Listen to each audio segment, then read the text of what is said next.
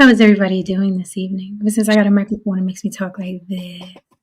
Thanks to Star Report. I'm doing great. I got my rest. Got your Midnight Jams voice on. I do. The Quiet Storm. Yeah. Quiet Storm. You're not playing the new Bop by Sisterhood Tip? Hey, I'm gonna play the Bop by Sisterhood Sips tonight. You know that is why. Actually, that's why I camped up tonight. That's the whole reason. Climbing the charts. Climbing the charts. Shout out to Star from the Star Report for making me get the microphone. I love Star. He always suggests things by telling me he's not telling me what to do. That is so funny. I'm not telling you what to do. You ever thought about getting a mic? I'm not telling you what to do. I'll get a mic, Star. All right, S.D. Tempomatic, welcome. He's already answering the question: are wives sexually obligated to their husbands? I'm gonna pull up a good video that was sent to me in my little suggestion box. But welcome everybody. It is Saturday night, right? It is Saturday night. It's a quiet Saturday night out here in Vegas. Well, where I am. I'm sure the strip is popping. But it's a quiet Saturday night. How is it by you guys? Are you still freezing your buns off in New York? How is it in St. Not bad today. It's today wasn't that bad. It was cold. It's not cold. Yesterday was horrible. Yeah. I saw some people saying, like, some of my friends on the East Coast, 25 degrees, 26 degrees. I was like, yeah. I mean, it's not even officially winter yet, so winter's going to be brutal. Right, because, like, the last 5 years, we haven't had a real winter like that. So the fact that it's starting right now, this is insane. Good luck if you live in Chicago, nigga. Oh, no. See, people don't belong living in Chicago. Like, I don't even know why people still do that to themselves. Oh. It's in certain places. And what's crazy is that the cold in Chicago is evil because you know, you go to places where it's usually, let's say out here there's in Vegas there's a place called Mount Charleston, and you go up and the temperature drops because you're up in the mountains, there's snow and everything, but there's like, it's cold but it's not wicked. In New York and Chicago, the cold is wicked. Like, it hurts your face. It hurts. Well, it hasn't been like, I'm telling you, it hasn't been like that in a long time, but it's making a comeback. Because I know what you're talking about. The New York from when we were growing up back in the day, yes, no. I haven't seen that since I've lived here. You know, they ask, is it brick out or oh nah, right? That's New York City. Is it brick out? It's brick is cold, but we'll put on the fucking bubble coats and the hoodies and shit. Oh nah is, I literally experienced oh nah. I did a movie date. I used to do group movie dates and just invite friends to the movies and we'd all meet in Times Square. That was the plan. I walked outside and I lived on a hill in the Bronx. Oh my fucking. So you go down the hill and then you get on the 4 train. I went midway. I said, oh nah. Mm-hmm. I remember you did that on Facebook one time before you did a group. Yeah. You did it for Black Panther, the first Black Panther movie. Yeah, you remember. I did it a couple times. And there was that one night where I was like, oh, nah. I called everybody. I was like, abort mission. Because if it's brick in the Bronx, when we get on that subway and the wind is blowing, then we go downtown. It's nothing but freaking skyscrapers. I said, we will freeze. I'm not doing it. I was like, oh, nah. It was literally an oh, nah moment. Like, my face started crunching up. I was like, what is it? No. Now, if you think like that in places like the Bronx and so on, imagine what Far Rockaway was. Far Rockaway is a peninsula. We were surrounded by water. So when it was oh nah in the Bronx, it was hell to God no. In Far Rockaway, it could wait till the spring weather. Right. And I'm just like, I'm over. I did 40 some odd years in New York City. Snow, slush, blizzards, cold, bricks, concrete. I'm cool on that. I deserve widescreen sky, palm trees, West Coast living. I am cool here. I'm always Bronx, true and blue and through. But yeah, I don't think you should live where the air hurts your face. We're gonna go there one day though, as a family, man. The Oscars and the Grammys gonna be there one day, man. We gotta go pick our shit up, man. Where? You gotta go get your Oscar. I gotta go get my Grammy, man. It might be in New York. It might be in New York. We might go to New York one day. You never know. Oh No, I'd fly to New York tomorrow morning for work. Don't get no. Hey, let's not get crazy, Right. right? You got to check. I'm on the next bird out of here. Absolutely. There's literally only two things now because of these damn prices. There's only one thing besides the prices that I don't like about New York. Mm-hmm. It's in America. That's the only thing. If I could take it out of America, I'll be in heaven. There it is. I'm gonna try something because I got a funny feeling about this caption. Give me un momento, por favor. I got a funny feeling about this caption because I remember something like this happened to me before. Oh yeah, it's acting dumb. Yeah, that word, even though I tried to disguise it, like it gets restricted. Because sometimes it still look like the word, I think. Yeah, so let me change it real quick and see what happens because this is weird. This is a little weird. Yeah, because usually around this time of the night we get, the Hello. waiting. Hello. What we doing now? Yeah. Give me another word for sexually. Let's see. Physically. Physically, yeah.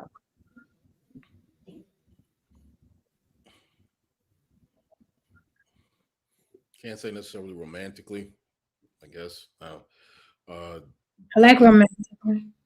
Maybe physically. I don't know. Romantically, just to keep it safe. Right, exactly. And that's a good one too. That's a good question, actually. Mm-hmm. That's a great question as well. Yeah, because I'm like, these numbers look peculiar.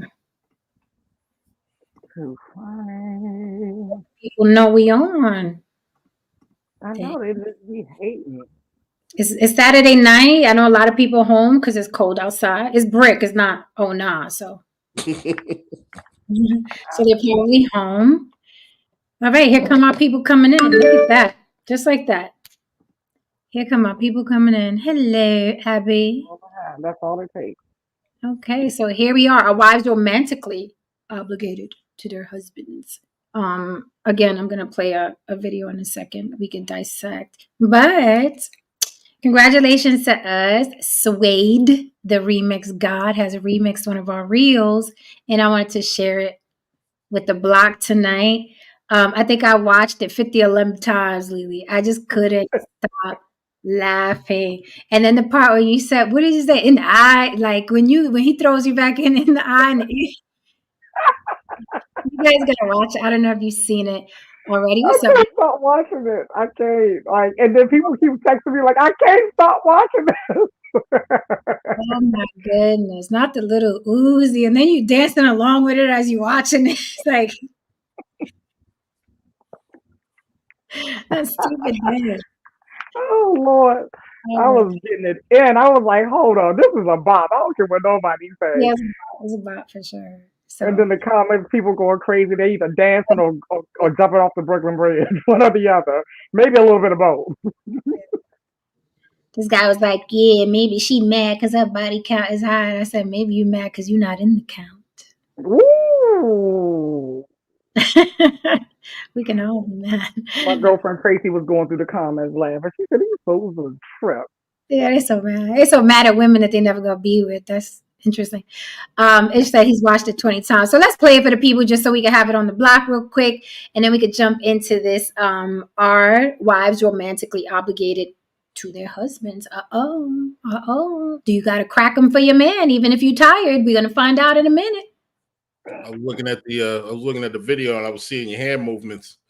I was like, oh, this is why you can't get rid of nobody. Well, you got to damn near threaten people. I mean, that cooking is great, but there got to be something else. Okay, cooking and it was bomb, but a little salt, pepper shaker every now and then. You got taters. I mean, you know. Got a little pepper in your taters. Look, man. Woo!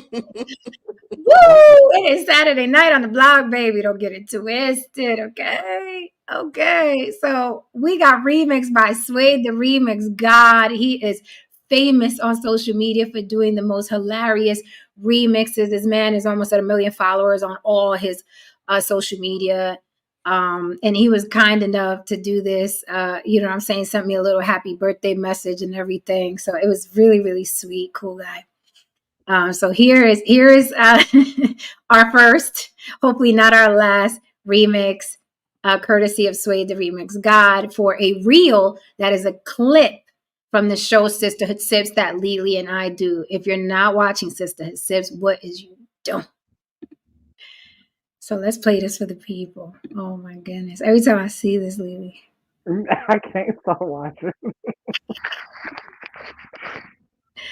Can we see that? Yep. Okay, dokie, let's play that. Let's get it here.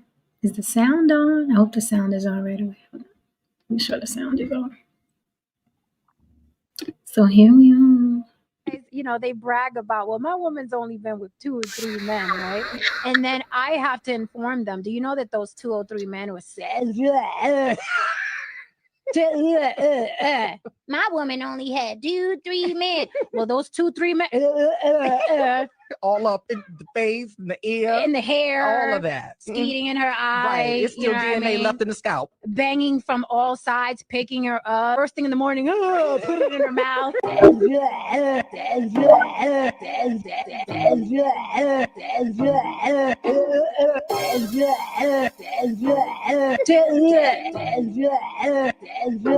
the remix God.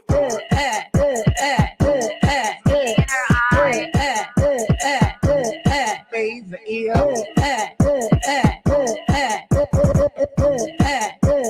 Banging from all sides, banging, banging, banging, banging, banging, banging, banging from all sides, banging, banging, banging, banging, banging, banging, banging from all sides.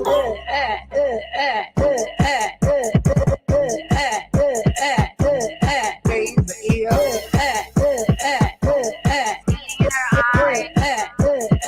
First thing in the morning, put it in her mouth.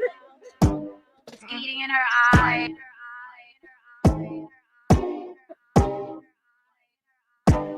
Eating in her eye. Swing the remix God.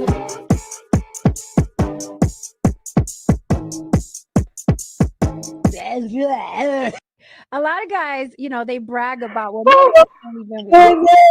What is happening? I can't. Don't do that to me again. Please don't do that to me again. What is happening? What is happening right now with the block? What was that? That was hilarious. Oh God. Let me say, my favorite part, I'm sorry, is the lady eating the chicken by the garbage can. I didn't notice the chick in the black dress until now. So that means it's good then, because you didn't notice it. Oh wow, I didn't notice this. It's a few things I didn't notice before. I know. I keep. That's why you gotta watch it more than one time, because every time I watch it, I caught something else. I'm like, oh my God, there's a little person here. There's a little lady.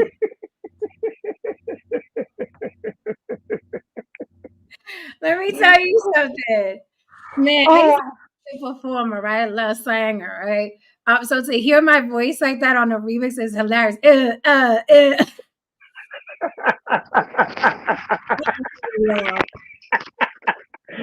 take it. I'll take it. That's our first hit.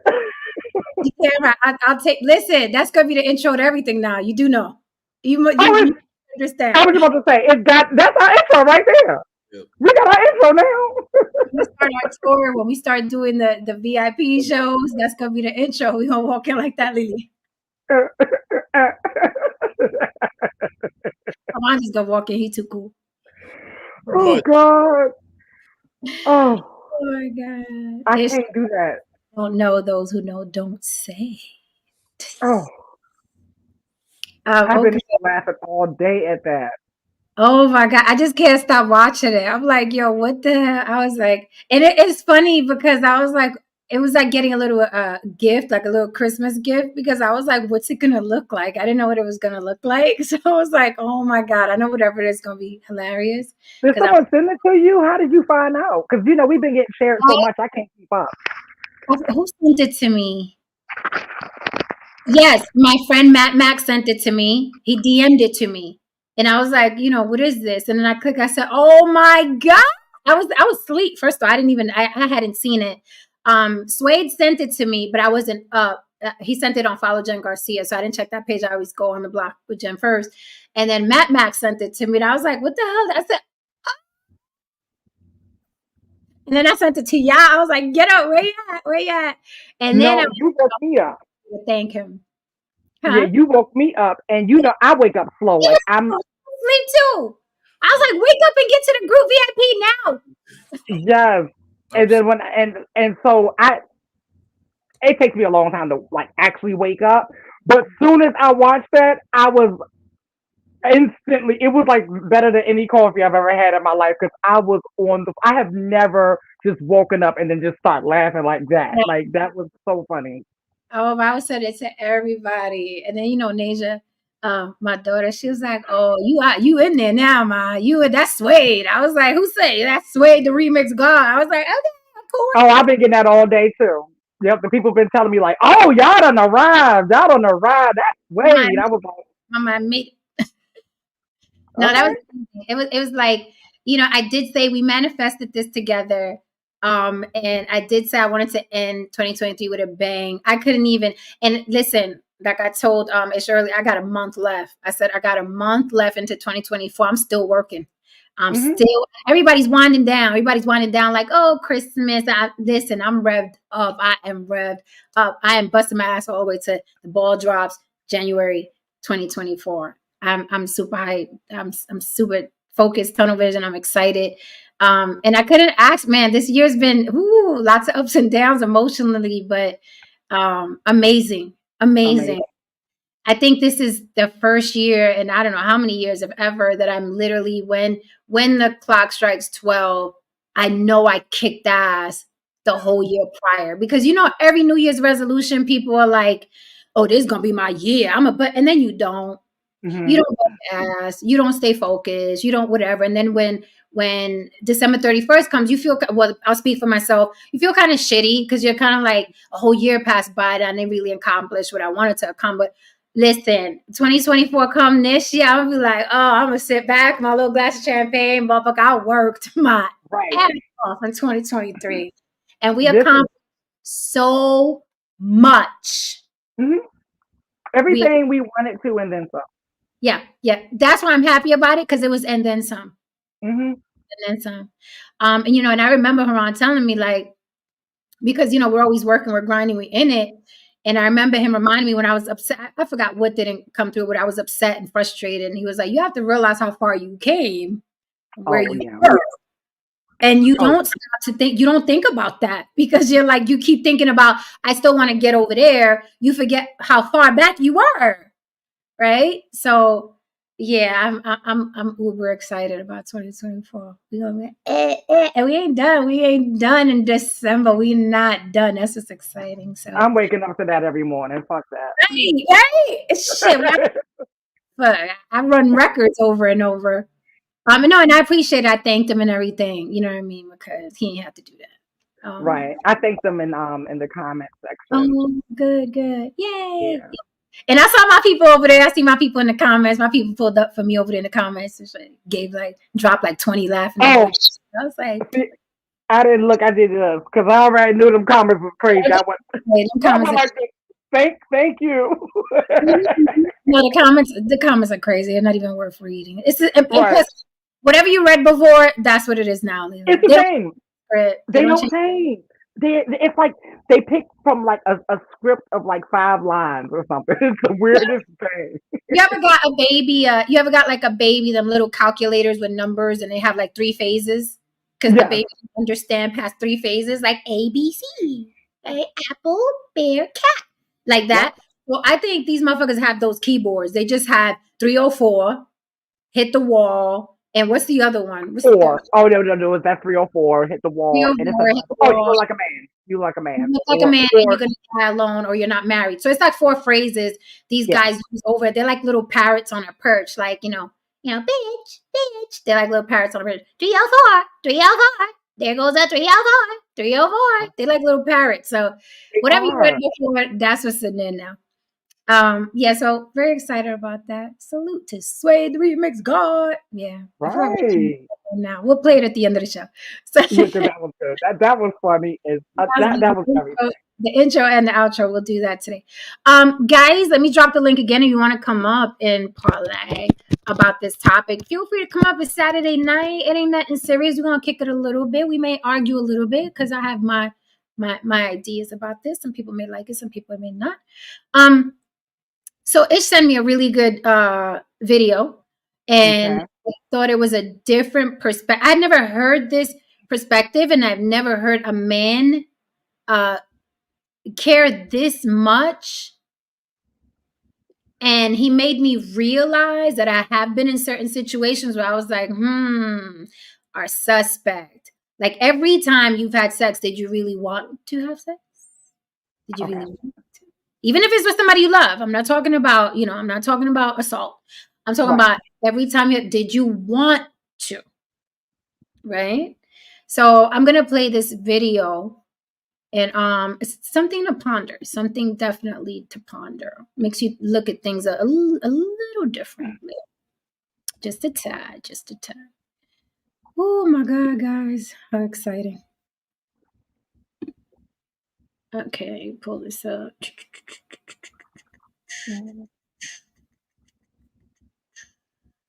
Can you guys hear my heater? Should I turn it off? Can you hear my heater? Mm-mm. Okay, it's all the way across the room, but I'm like, it's loud. I got my air on. Okay. Well, I didn't do 90. It's on 80, Lily. For the real. Okay. Share screen. Here we go. Where are you? Here we go. Can you see that? Yep. Okay, here we go. A good woman is going to always be ready sexually for her man. It's always felt like really subservient, like energetic slavery. My wife Candace is 34. That 34-year-old version is not always present. It may not be conducive to try to engage them in a sexual way and come across like sexual abuse in ways they're not even aware of, even if they consent. And me and my wife just did a Houston vibe night. We was extremely tired. We wake up, it's like 6:30, and my wife is doing something I've never seen her do. She's cuddled up under the covers, watching Hey Arnold. I've never seen my wife put on cartoons. It was peculiar to me. I knew it was something in her needed to feel like a child. Like really cuddled up, like it's Saturday morning cartoon time, just kind of rubbing on her. I'm not trying to get it popping. He's just showing love if I was attempting to take it to a sexual level. While she was in that space, she may have felt pressure because this is my husband. Had a beautiful day. We exhausted a lot of energy. Sex would be great right now. But Candace was not 34 years old. Later on in the day, we talked about, I'm like, yo, why was you watching a cartoon? She was like, I don't know. How old did you feel like you was in that moment? She was like, I was probably about 8. There's been many moments where her inner child will come to surface in ways where I know it's not time for me to treat her like a 34-year-old wife. It's time for me to nurture that 8-year-old when it shows up. And a lot of men don't have the emotional or energetic intelligence to understand. Sometimes you're not dealing with an adult wife. You're dealing with an 8-year-old little girl. For an 8-year-old little girl, sex is not what's on the agenda. You gotta find another way to connect.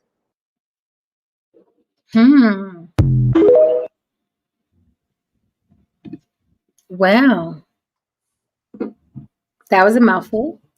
Yep, that was layered. Because when you sent it earlier, I was like, wow, this is different. It's interesting. Interesting. It makes you think about a lot. It makes you think about, first of all, do we ever connect with our inner child? And let's start from scratch. Do you ever connect with your inner child? And then what do you do to connect to your inner child? So I thought about myself, things I do that bring me comfort that I didn't even know was probably reaching out to my inner child. Right? Like I'll eat certain things, and I've had my friends or my significant others like, oh, who the fuck eats that? I said, you don't understand. Like this is like when I ate this, and people call it broke people food or poor people food or whatever. And I could have the money literally in my account to go get me some fucking 5-star dinner, right? But for some reason, I'll go home and I'll make white rice and scrambled eggs, mix it up, and that's what I'll eat, right? But it gives me this comfort. It gives me this comfort because it reminds you of when things were just simple and you was home and nothing was crazy at that, that week, right? Or that day.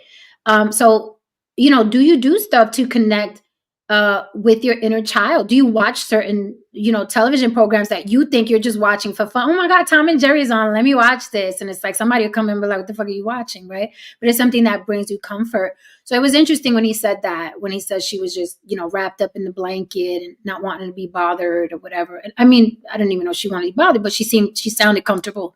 Right. So can you think of stuff that you guys, or chat, you can answer too?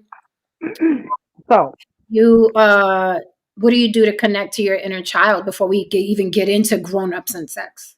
right. So when we screened my short film about my life, I included that last scene where I'm connecting with my inner child and I'm giving my inner child a hug and comforting my inner child because of this topic. Um, when I got clean, I started doing a lot of healing work on myself, right? And I like the analogy that you just put out there about the food that connects you and things like that.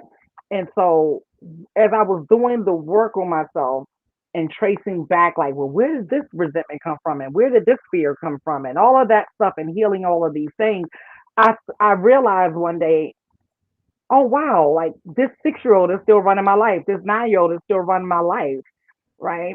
And so I realized that I needed to go back and heal the 6-year-old and the 9-year-old when the 6-year-old and the 9-year-old was ready to act out. So that's why I was just like, when he said that, I was like, wow, most people don't understand this and how deep this really is. And so I kept doing the work on myself. And as I became more free, what I realized was it was taking me back to that child that was free before adults started telling me that how I walked was wrong, how I talked was wrong, things like that. I started realizing, like, oh wow, I was free at one point. When you look at children, they're all free, and then over time they start talking less because they may be afraid they're going to say something stupid or whatever it is. And so once I came to that epiphany that this child is still running my life, I have to address this child, or if I don't, the child will address me at 42 years old. Yep. Then I started doing things consciously to connect with that child. So yes, what that looks like sometimes is cereal for dinner instead of a full meal. Because it does take me back. There's certain things I won't eat because it reminds me of the trauma of my childhood, and then there's certain things that I do eat because it reminds me of the good times of my childhood. So that's it for right now. There's a lot more I got to say about that though. Haran Marco, anything you do? Do you eat Jello? No, no. I hook up with old girlfriends. You hook up with old girlfriends? Yeah, just so I can remind myself of a time when I was really out here in these streets heavy.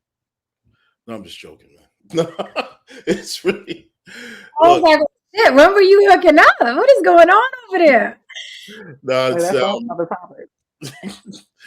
no. You just Actually, took us in a no saint moment. Like, is that a joke?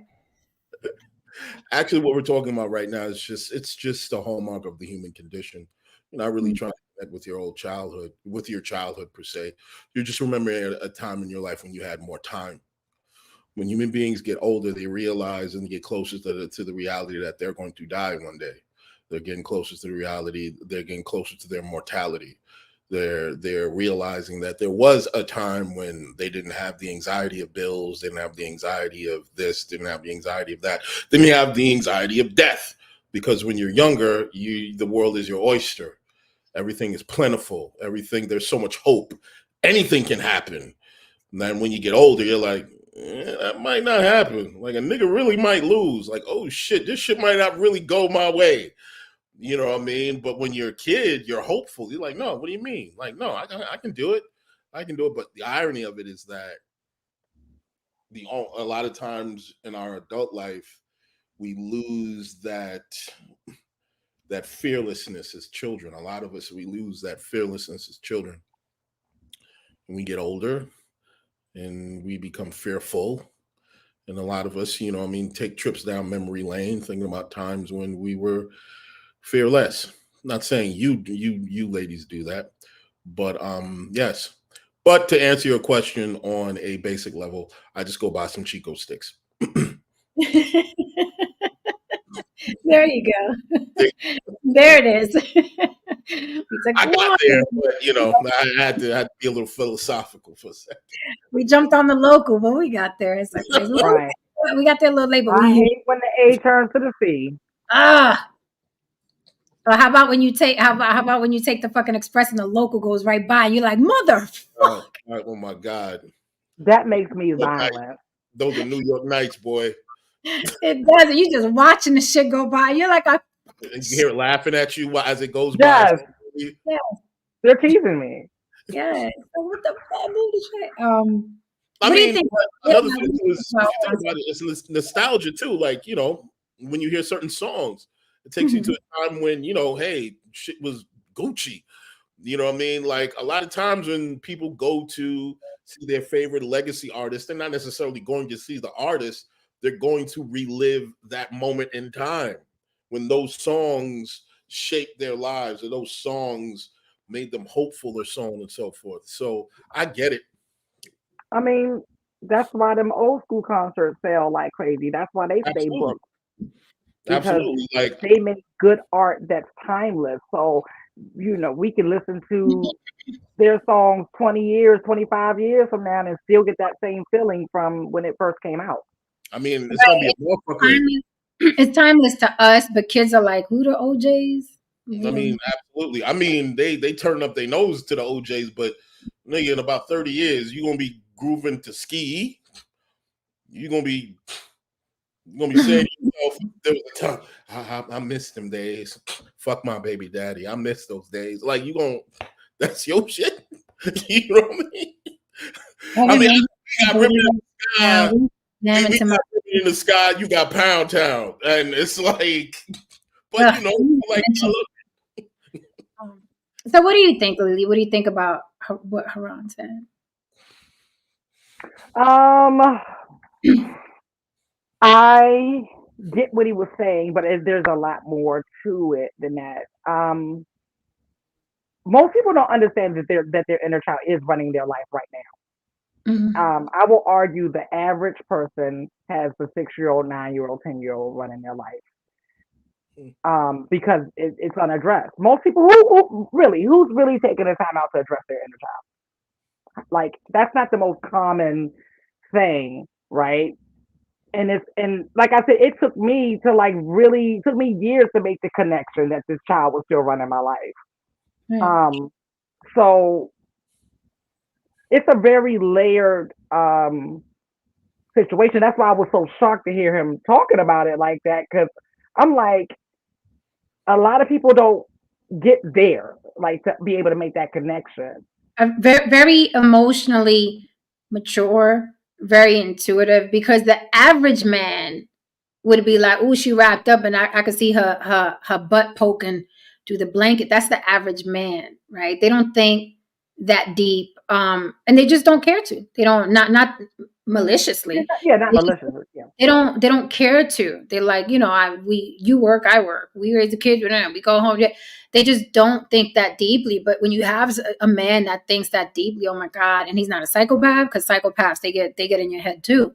But when you get a normal man that thinks that deeply, it's a beautiful thing. You know, I used to recruit recovering drug addicts and people that actually were drug addicts for this resiliency course. And one of the exercises, Lily, speaking of the inner child not being healed, we put the person in the center of the room. It's usually 25 people in a circle, and we put each person, if you volunteer, because we don't force people because it's too traumatic. So we put them in the middle of the room, and then someone else volunteers to be them as a child. And we bring the tissue boxes. And you know, so let's say if Haran was in there, he'd have to come to the middle of the room and stand there. And then I would sit down, or a little boy would sit down, look up at him. And then Haran has to talk to his 7-year-old self. And when I tell you that people. I'm talking about they cry snot. And they walk up and everything is funny at first. Like, oh my God, what do you mean? I'm gonna talk to my 7-year-old child, like 7-year-old me. Like that doesn't make sense. Whatever, I'll do it. And 2 minutes in, the pain that people are carrying, that they don't even realize they carrying, is profound. Okay. I mean, people come up like, I'll do it, I'll do it. And then the person sitting on the floor is your 7-year-old self. And now you have to talk to your 7-year-old self and you have to tell them how to cope with their future. Right. Right. So it takes you back to you being age 7, to what you was going through, to your environment, to what your parents were doing, to what you were doing to cope at 7 years old. So now you as an adult are being the person you needed. So now you're telling that 6-year-old child, listen, you're going to go through X, Y, and Z. You have to do this. You have to survive this. This is going to happen to you. This is going to happen to you. And people just, bawl. And it's people who didn't think, I'll do it. And just bawl. And it happens to everybody. It's crazy. It is really crazy to watch 25 people go through that. Or the people that volunteer. Not all 25 do. So we did the same exercise when I was in treatment. Ooh. And many others. The treatment center I went to was extremely difficult because it was literally them putting a mirror up to you 24 hours a day. You couldn't escape you 24 hours a day. And it made me realize why we escape.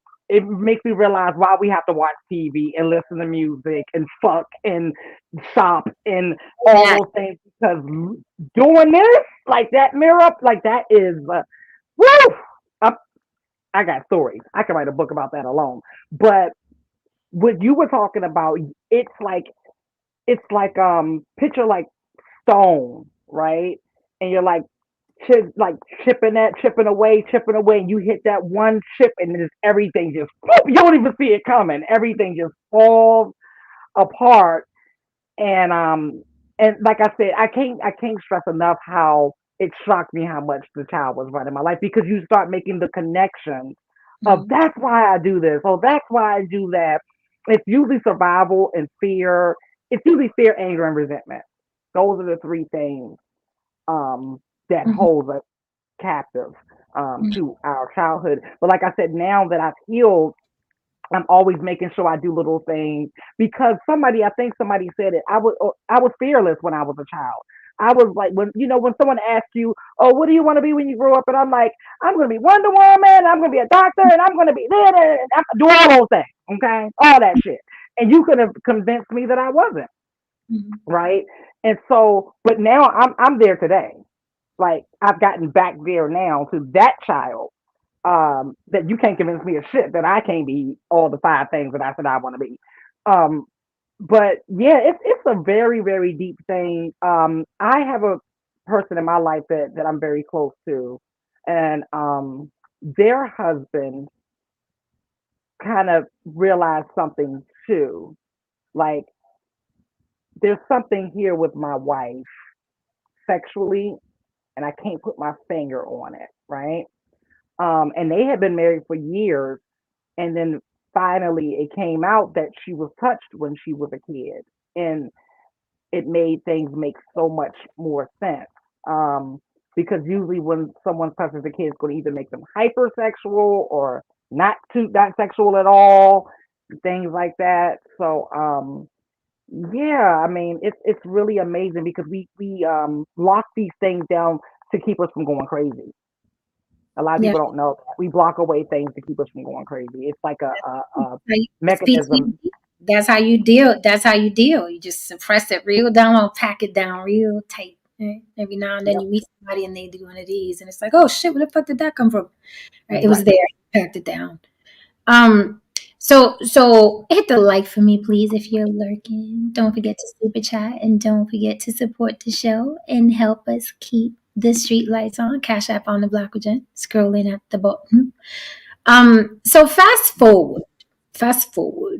I think some of the things I do, honestly, are very similar to what he was saying she does. Like I'll watch certain shows, I'll eat certain food, I'll listen to certain music.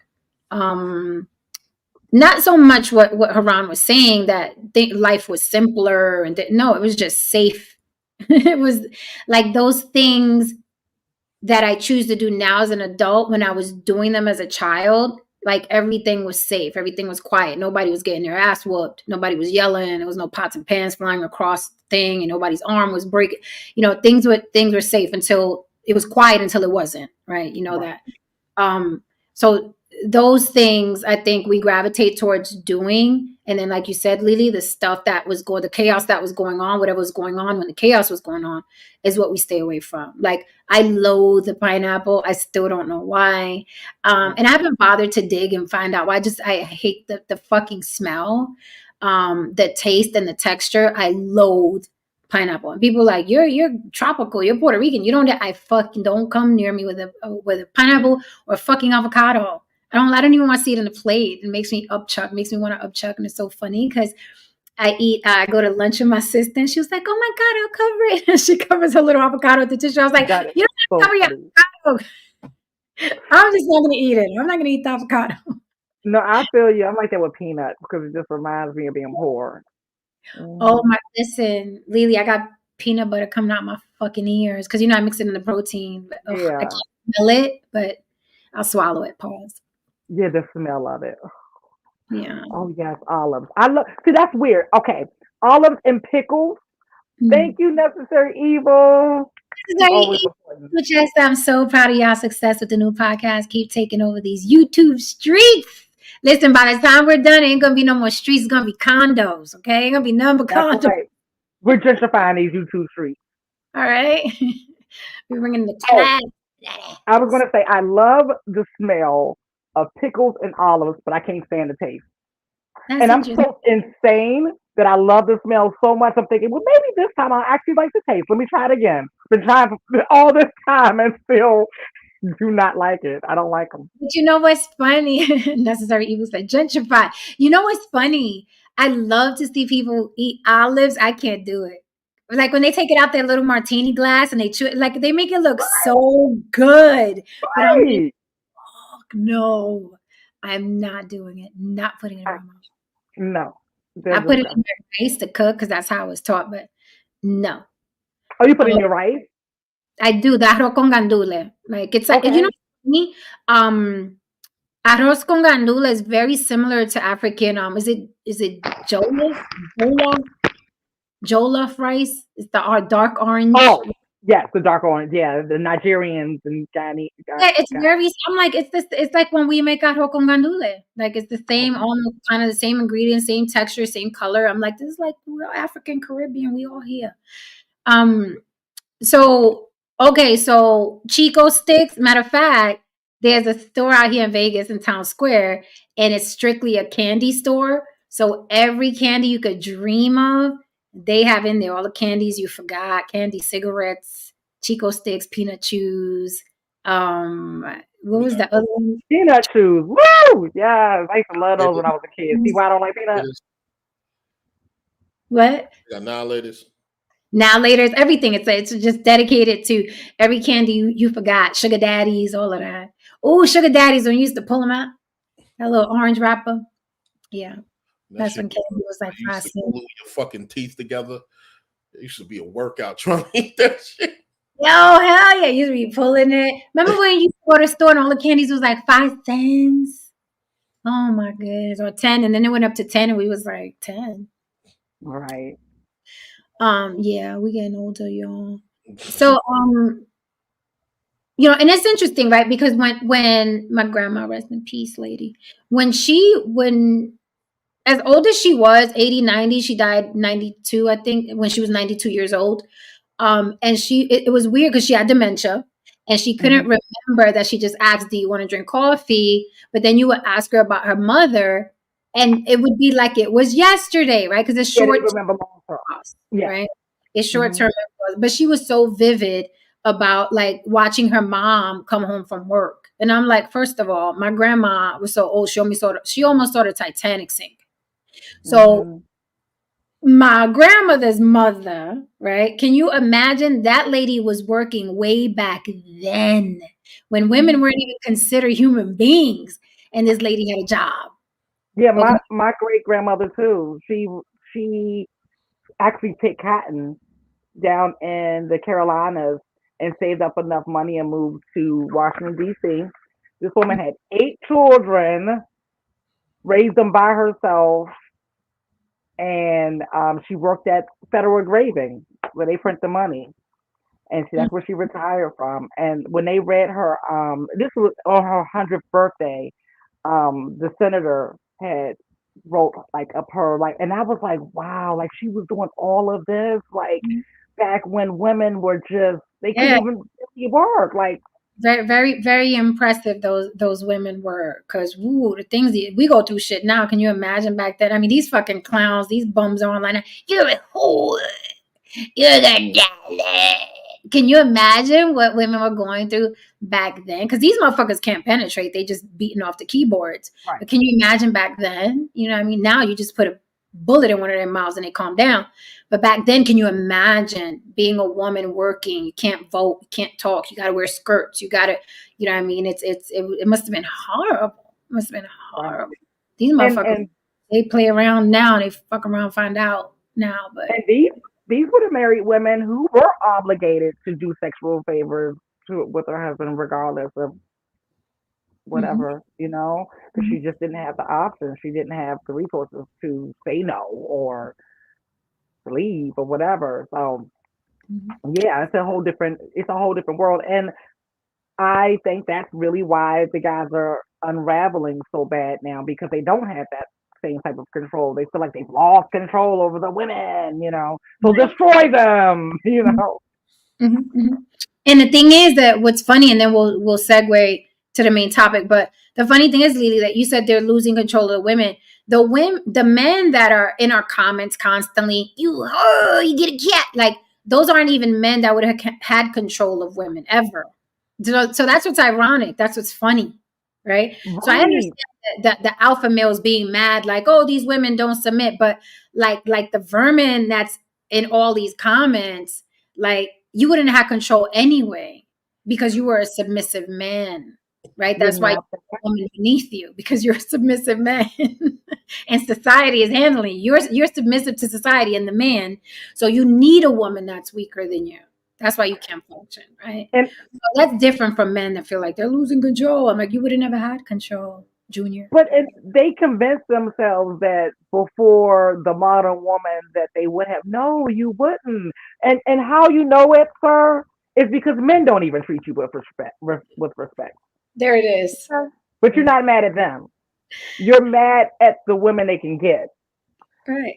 Really misplaced anger. It's Because like Ron said, like they're always, and then they're always big broing. Like the person could be younger than them and they're always big yeah. broing them. Person could be younger than you. Like they're dudes that were twice the age of fucking Kevin Samuels and Andrew Tate, and these are their gob. It's anyway. So, Look, um, the problem is at the end of the day that a lot of people and a lot of these guys don't understand. There's a difference between being in charge and being in control. And Mm-hmm. a lot of these guys, they want to be in charge under the guise of being in control. You know what I mean? Let some shit happen. The moment a huge problem happens, these so-called in charge motherfuckers, alpha male motherfuckers, they looking around for help. Somebody to give them the answers. No, if you're that guy, you're that fucking guy. What the fuck are you looking around for? You supposed to tell everybody shut the fuck up. Let me go handle this shit. If you're that guy, then be that guy. And if you're really that guy, you don't have to ask anybody to get out the way. You just push everyone out the way and go handle the situation. You know what I mean? But again, a lot of guys need that because the perception of manhood and masculinity and being dominant and alpha and all that's a lot of pressure on a lot of guys who are just not naturally like that. And there's nothing wrong with that. There's nothing wrong if you're not naturally like that. You know what I mean? But when you internalize that and you get angry and you display that anger on people that have absolutely nothing to do with you. That's where the problem lies, man. If that's not you, bro. Own it. You know what I mean? If you're not trying to be in the foxhole, you know what I mean? Just own the shit. Because guess what? I mean, the foxhole ain't some pretty shit, bro. Sometimes I had in my life, a lot of times in my life, I had no choice but to be in the fucking foxhole. So it's like, fuck it. I'm here anyway. Let's go. Like that guy. Remember the movie Platoon? I got a bad feeling. I want to go home. And who was it? Was it Elias or the other guy? He was like, we all gotta die sometime. I mean, yo, man, that's it, man. That's it, man. Like I'm the guy that look, man. If they coming, they coming. All right, let's go. They coming. Let's go. All that, all that. You just taking up time, and when we could just be go getting the guns and the ammo. Let's just go. You know what I mean? Okay, so let's go into the weeds a little bit. Jen, have you started the Crime Super Member? I have not started it. I almost did the other night. I was like, I should start it, and I was like, you're gonna binge when you start it because you're gonna like the production. Yeah. So let's go into the sexuality. Are wives romantically obligated to their husbands? Right. I've heard, you guys probably know more than me, but I've heard in the Bible that a woman is, right. You are obligated romantically to your husband. People say, you got to stop him, keep him from cheating. You have to give him sex. You must, when he wants it, whenever he wants it, right? Because it's your duty as a wife to do that. So I asked the question, are wives romantically obligated to their husbands all the time? The video we just saw, he was like, hey, it would have been nice to get some, but she was curled up watching her cartoons. It wouldn't have been right. Then he took it into the age thing. I felt like she was feeling like a little girl at that time, so it wouldn't have been cool. But I think we've all experienced, but I think men are more clueless to this than women are. Women don't want to have sex all the time, but they will because they feel like a guy wants to. And I'm talking about their guy. Again, I'm talking about consenting adults in romantic relationships. I'm not talking about anything outside of that. Anything outside of that without consent or liquor or what. We're not talking about that tonight. I'm talking about in a relationship. Women, wives don't always want to get down with the get down, and men don't consider that, and women don't communicate that they don't want to get down because they feel like they are, quote unquote, obligated, right? It's like a covert contract that both people sign, but it's never signed, right? So what do you think about that? Because then I had to think back, have I ever made love and just didn't fucking want to, but did it because it's like, oh, my man want to have sex.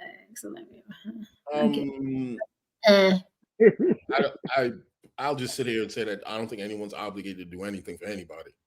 Mm-hmm. I tell people all the time, I ain't got to do shit but be black and die. It's really the only obligations I have in life.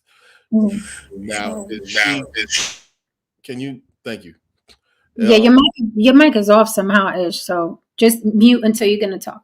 So under those circumstances, if she didn't want to have sex, okay, it's not the end of the world. But guess what?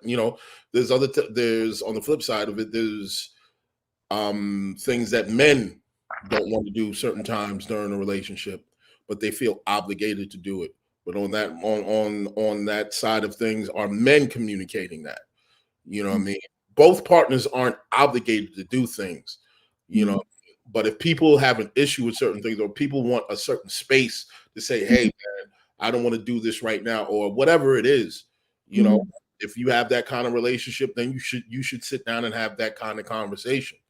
But if you are hell bent on your woman or whomsoever, your woman or your man, being obligated to you when you want something at all times, then go get yourself that kind of person. Don't torture that person and torture yourself. Right. But I think that, the thing is that I think that it's a conversation that's never had. I love what he said, the part where he says, and I'm going to paraphrase because I don't remember verbatim, but when he said that men have to find a way to emotionally connect with a woman beyond sex, Do men know how to emotionally connect with a woman without putting a dick in her? Like, if you asked a man, how can you be intimate? How could you be emotionally close to this woman? Would they have an answer for you?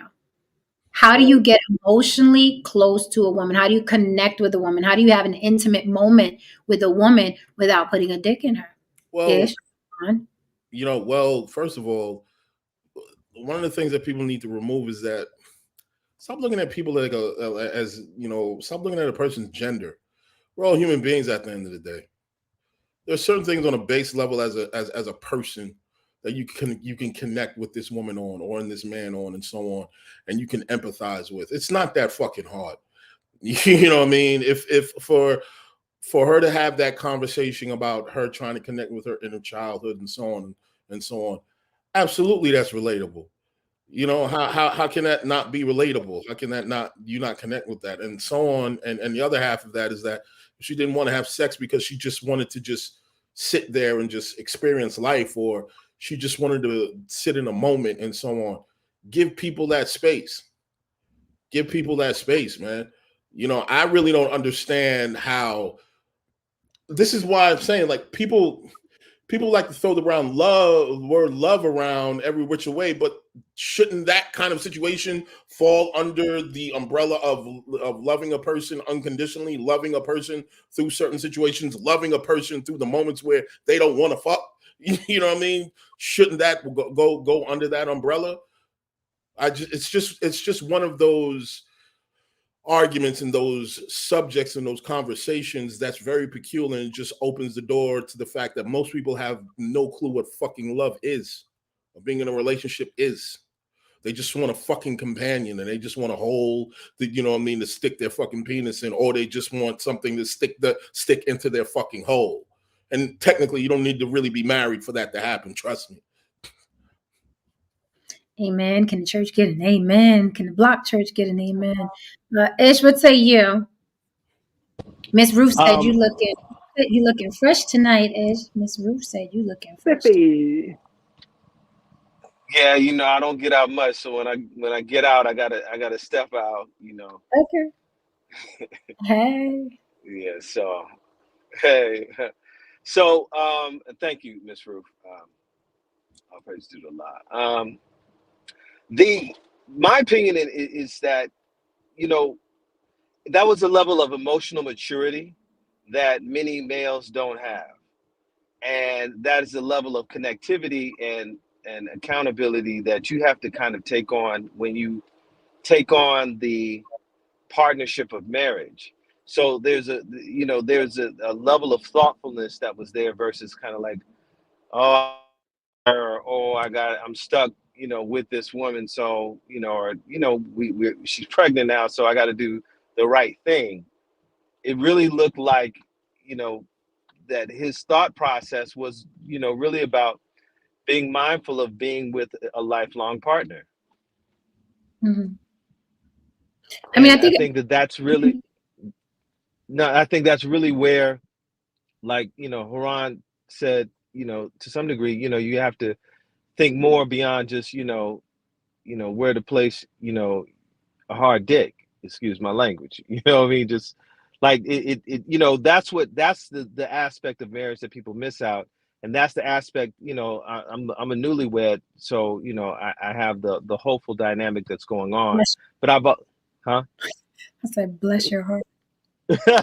Right. And I've been married twice before, but I believe in the institution. I believe in the concept of family and bonding.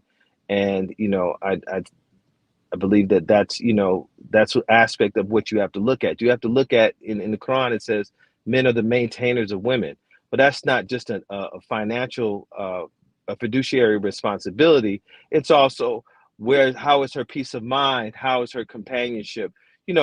Just other aspects, the other dimensions of that human being that you're laying next to. So that was my thoughts. What my biggest takeaway from that video was the fact that it it appeared, just from what I'm taking away from a 60-second clip, Yeah. that they did something that the majority of married couples don't do prior to getting married. It appears that they got to know each other because that's what I took away. It's like, oh, this man is in touch with his wife. He's in touch with her body language and her energy and how she moves to know, hold on, something's a little off. This may not be the right time. And that is like what real true intimacy, that's where it comes from, is really getting to know your partner and to know what they need and what time they need it. Like it could be space, it could be to talk, could be to fuck, whatever. But that's like was my biggest takeaway, that this guy got to know his wife, his potential partner before he got married to her. Because I'm specifically thinking of people or somebody that I know that actually got divorced behind this topic, right? Mm-hmm. The person has a very high sex drive, but the wife works long hours, and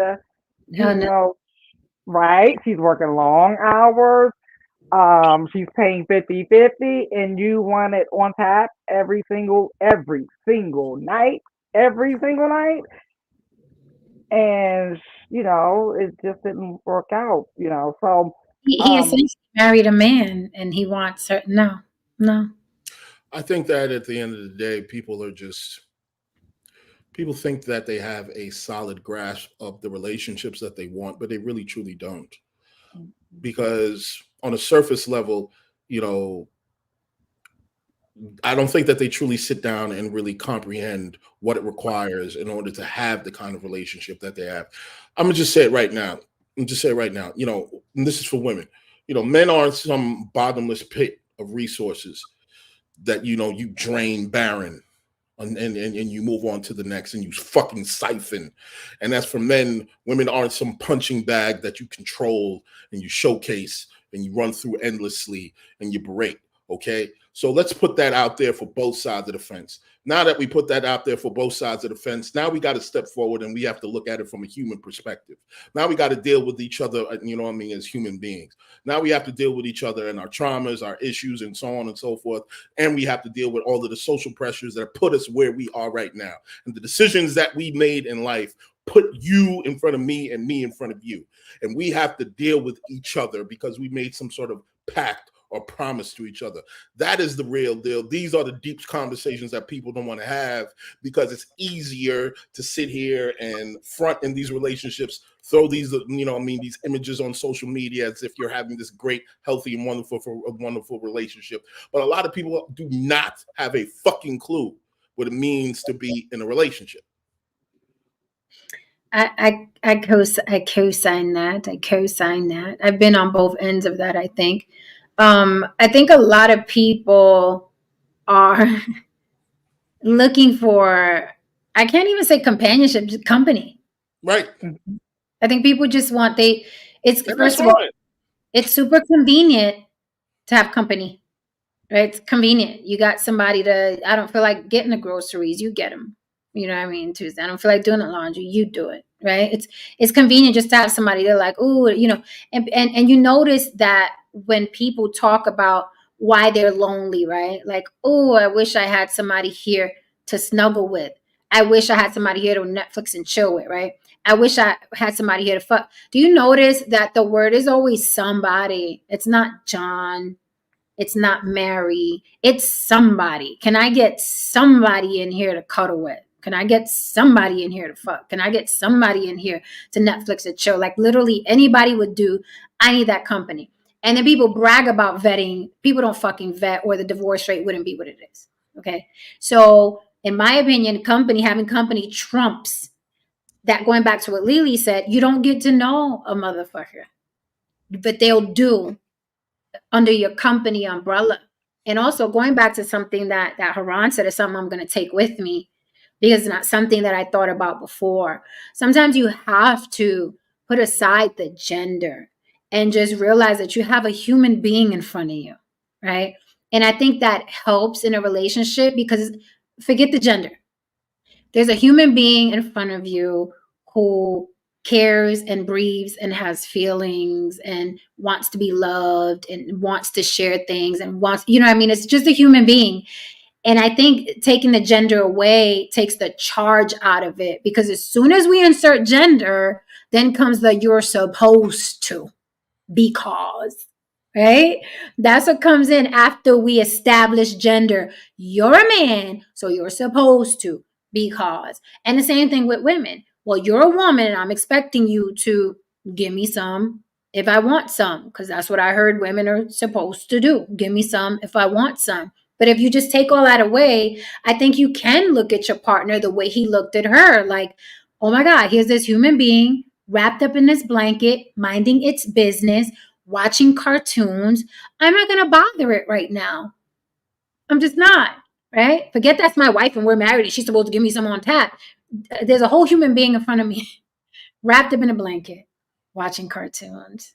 Ironically, that might get your dick sucked, though. The fact that you're so understanding with women. Absolutely.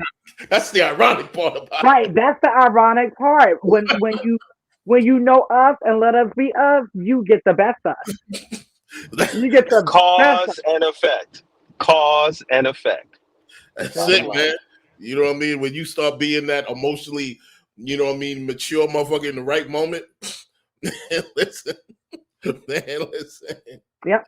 Absolutely. It'll get you the world. It'll get you the world. Yeah. But I you mean, know, Jen, I was gonna say, and what Haran just said triggered me on a certain level, was that there are alternative, and another aspect of what this story is about. There's alternative options when it comes to intimacy. Going back to what Lily was talking about, you know, this guy that needs it every day, you know. So, you know, I don't always like proselytize my faith, but there's certain key points that's kind of helped me in the whole process.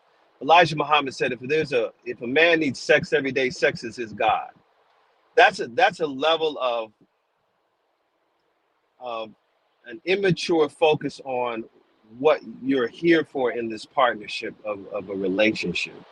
You know, if she's just there, it's like, that's like an addiction. You know, that's like drugs. You know what I'm saying? I gotta get high every day.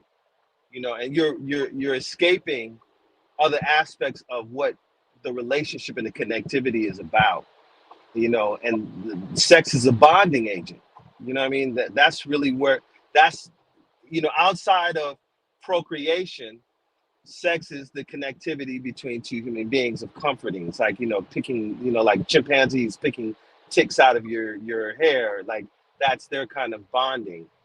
It's the same thing. So, you know, when you do the right thing, when you are true to that person and their humanity and addressing their needs unselfishly, the reaction is, you know, I want to give to you the same thing that you're giving to me. Maybe it's on a different scale, but it's still, it's a reciprocity. Right. I think another thing too, that a lot, I would say maybe 90% of these angry motherfuckers on here are not willing to admit, whether it be male or female. They just these people just want love. And there's nothing wrong with that, because and whoever's watching this shit right now, don't fucking lie, nigga, that you don't want love. Because if you didn't, you wouldn't be up in these chats, you wouldn't be up in these angry spaces, you wouldn't be in all these things if you did not want to feel wanted. If you were this ruthless, vicious motherfucker like a sociopath or whatever, you'd be out there looking for your next lick, not on these spaces, wondering why you ain't getting chose, wondering why, you know what I mean, you're not Chad, wondering why you're not whatever, and you don't have the resources and the opportunities that someone else might have from you. And there's nothing wrong with wanting to be loved. At the end of the day, all human beings want to be loved. I can admit that as well. I don't wake up in the morning like, I can't wait till motherfuckers hate me. God damn it. Like, you know what I mean? No one wakes up like that, man. You know what I mean? So I understand it. I get it. But you have to understand that there's sections of reality. There are things that are out of your control, and you have to learn how to cope and deal with the things you can control and not control. Yeah, that there's a question someone posed to me a long time ago when I was still at that stage in my life where I felt like it was so important to be in a relationship. Like, oh my God, what if I don't sign it? Can't believe that shit. But I was there, right? And the person said, okay, what if it never happened? Then what? What are you gonna do? Like, is this your plan for the rest of your life? Just cry about it? You're gonna be. I mean, what's your plan? How do you? And I was just like, I don't know what to do with that. But it was in that moment that I was like, yeah, I might need to figure out a way to be okay without a partner, and then making the partner the icing on the cake. Oh my God, I didn't know I could do that. And that's when I started practicing that. I'm glad I did, because then it didn't, it took away that level of desperation, because people smell that shit. It attracts. I was about to say, ooh, Yep. It attracts. pheromone. I think we emit different kinds. Mm-hmm. And Yep. that's how people get caught up, right? Because water does seek its own level. And I think the best relationships, and a lot of people going to disagree, and that's okay. I have my theories, you have yours. But I think the best relationships are when two people don't need each other. Don't need each other for shit. And I'm talking about women too, right? Because people are going to say, well, no, well, women are hypergamous. And women are hypergamous. We want the strongest, man in the room because we're thinking procreation. That's innate. I'm not talking about that. I'm talking about needing somebody for your survival. That's different than I want the big guy because my body is telling me this is going to make great children and we're going to carry on the bloodline. I'm talking about literally needing somebody. I think those are the worst relationships. Been there, done that, got the t-shirt, never going back. And I find it interesting that men, they hate the term gold digger. They hate that women are hypergamous. But when they hear a woman say, and Lily, you and I have echoed this over and over and over again, I make the joke, spin the block in 3 years when I got $1 million. I don't want anything to do with any man until I'm in a situation where I'm in a relationship and I don't fucking need anybody for a motherfucking thing. Right. And that's why I tell dudes all the time, I'm a good friend. In theory, I'm a good girlfriend, but I'm a better friend than I'm a girlfriend. So you better have me. It's better you have me as your friend, because I'll be a lot more useful in your life than if I'm your girlfriend. And if you're my boyfriend, we're going to break up anyway. It's inevitable. Everybody breaks up. Everybody's continuously breaking up. I know people are, yeah.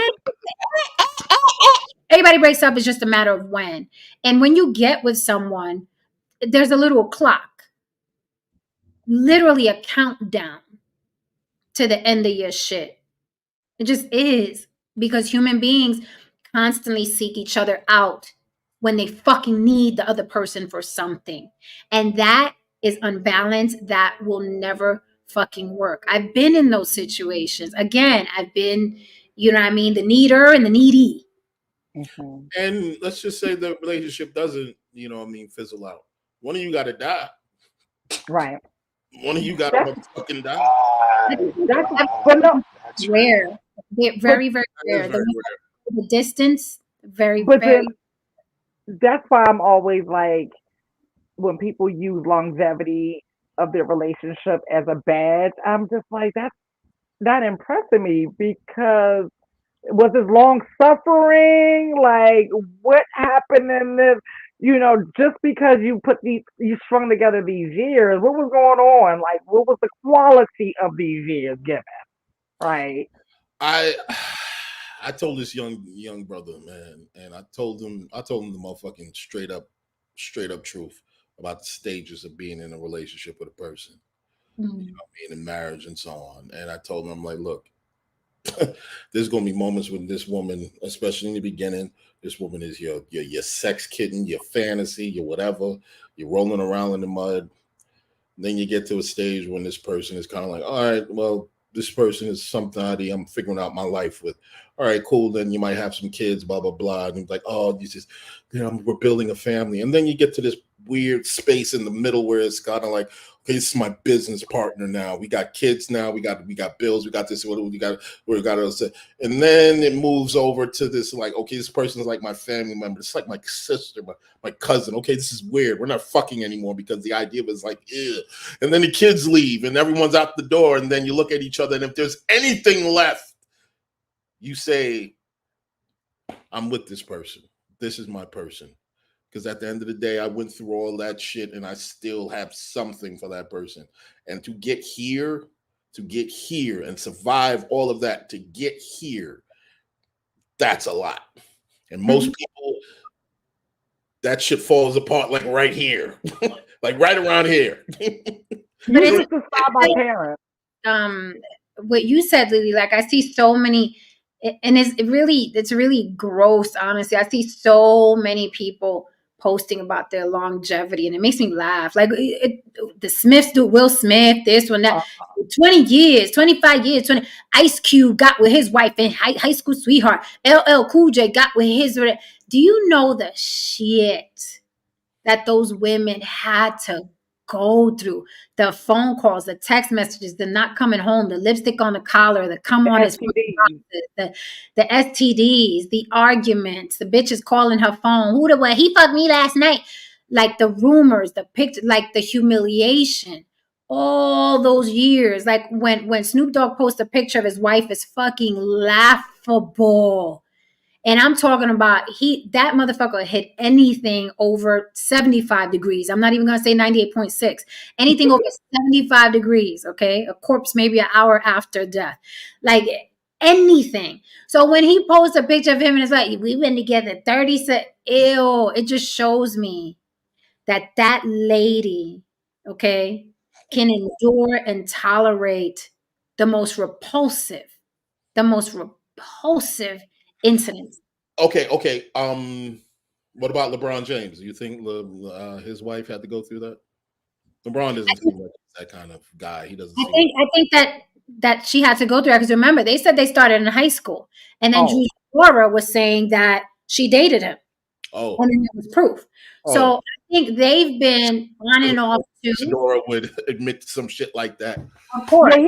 I think they've been on and off, and they're having. He's just not as messy. Look at Kobe Bryant. Kobe Bryant, he had like a permanent girlfriend, right, on the side. Remember his permanent girlfriend on the side?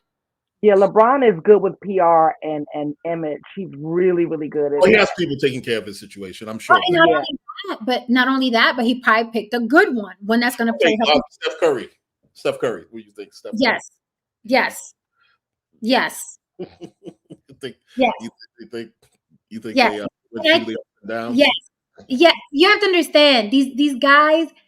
They start so young and they give them so much money so young. They're all over the world. Them wives aren't with them everywhere. Mm-hmm. Look, the only time they get caught is when they pick a bad apple out the bunch. But them guys stay fucking. Look, listen, man. When I was 20 years old, if somebody gave me 30 to 50 fucking $million and a wife, years old. No, I had a wife, darling. I had a wife. I'll have one when I get back. And that's exactly what I think. I'm just keeping it a buck. I'm 20. I'm at my sexual peak. I got $50 fucking million. No. When I see people getting married in their 20s in general, I cringe. I'm like, what are you doing? Why? What are you doing, baby? What are you doing? I'm assuming that I survive a life of being a 20-year-old multimillionaire. Assuming I survive this, I'll be back. And it's because and it's also the experience, right? Like I know men throw around the nature of women a lot, right? They still haven't figured it out. Kevin Samuels and teacher Andrew Tate, and none of these motherfuckers know, right? But intuitively, women are more intuitive, right? Yeah. I know the nature of a man, right? And it's not a bad thing. It's like the nature of a man is not a bad thing, right? It's just the nature of a man. And that is why I will not marry, because I know the nature of a man. I know the nature of a man. And now I know my nature as well, and I like it. See how that works? So let's not play this game that you and I are gonna take vows and I'm never gonna want to fuck something else and you never fuck something else. Let's not do that to each other. Not in this lifetime. Life is too short. When I see these people who are on, yeah, my man, I said, the first thing in my mind is, what's his social media handle? I'm about to show you something. Oh God, those girls, they still doing that? I'm about to show you something, right? And it's not even from a point of like, oh, I'm the baddest bitch. It doesn't even take the baddest bitch. No. Because of the nature of the man. When you look at Arnold Schwarzenegger, he married a motherfucking Kennedy. He knocked up the goofy maid, the ugly goofy maid at that. Mm-hmm. It's not about who you are, which one, how fly you are. And that's why I look at these women getting these BBLs and I'm like, it does not matter. You can get your ass bigger. I mean, they can stuff you in the door to get you in the door. That's how fat you can get your ass. And he will come with me because I made him laugh. I mean, It's true. yes, that is the truth. I mean, you know, I'm assuming that Maria, after a while, I mean, and she's a Kennedy. She grew up rich. She grew up privileged. After a while, Maria, she got on his motherfucking nerves. I'm sure of it. I'm sure of it. And after a while, that big, wide-backed Mexican wrestler looking woman came in. So gross. She probably, man, she probably threw together some tortillas for that nigga. And she had that shit. That shit was the best shit he had ever in life, most likely. He got around rolling in the hay with her. And ironically, strangely enough, I should say, out of that situation became the only genetic specimen, the only genetic copy that he had of himself came out of that situation. I mean, just visually, when you look at that woman and you look at Arnold and you're thinking, bruh, you have access to the baddest bitches on the Absolutely. planet, literally on the planet. I'm not talking about California. Absolutely. On the planet, you can fly to Russia and get you the baddest bitch straight out, 25 years old, straight out the rapper. I mean, in his prime, he was covered in women. All you movies, right? Yeah. Anybody. Yeah. And he rolled up in that and then came hard too. That motherfucker, he came hard because that boy is his twin. Yes, he did. He didn't just come home. He said, that was one of those, with the face and everything. Yeah, that was his twin. Get to the chopper. And he just that boy is his twin. That's how good that nut was. So, but therein, going back to my point, therein lies the nature of a man. It's about access and options. You could have the goofiest dude, and he could be. I remember one time I was working in the gym, and this guy was like, "I've never cheated on my girl, but I would cheat with you." Right? Here's the thing: you could have the most faithful man in the world, right? And if that man thinks he doesn't have options, he's going to try that faithful shit. But I step in and I start flirting with him, and now we work at the same job. Yeah, he may have been faithful to you for those 5 years. You think he ain't coming with me? That is the nature of the man. That is the nature of the human being beyond gender. That is the nature. We are only as faithful and as loyal as our options. You throw money at somebody and looks. You sent me an article earlier, Haran. People within 5 years who get a gastric bypass, right? They out the door. Either divorce or marry within 5 years because that's a whole different person now. Now I'm not fat no more. Your privilege is privilege. Privilege ain't just money. Privilege ain't just being white. You know what I mean? Privilege is all the time. You know what I mean? Privileges, there's skinny privileges, is beauty, period. Anything that is coveted in our society, you are going to get a degree of privilege.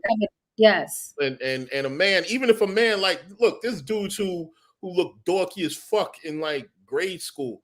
And then when they went to high school, these motherfuckers shot up, looked great, blah, blah, blah. Guess what? A whole world of options opened up to that dude. A whole world of options. That's what happened to Andrew Tate. Because he was good.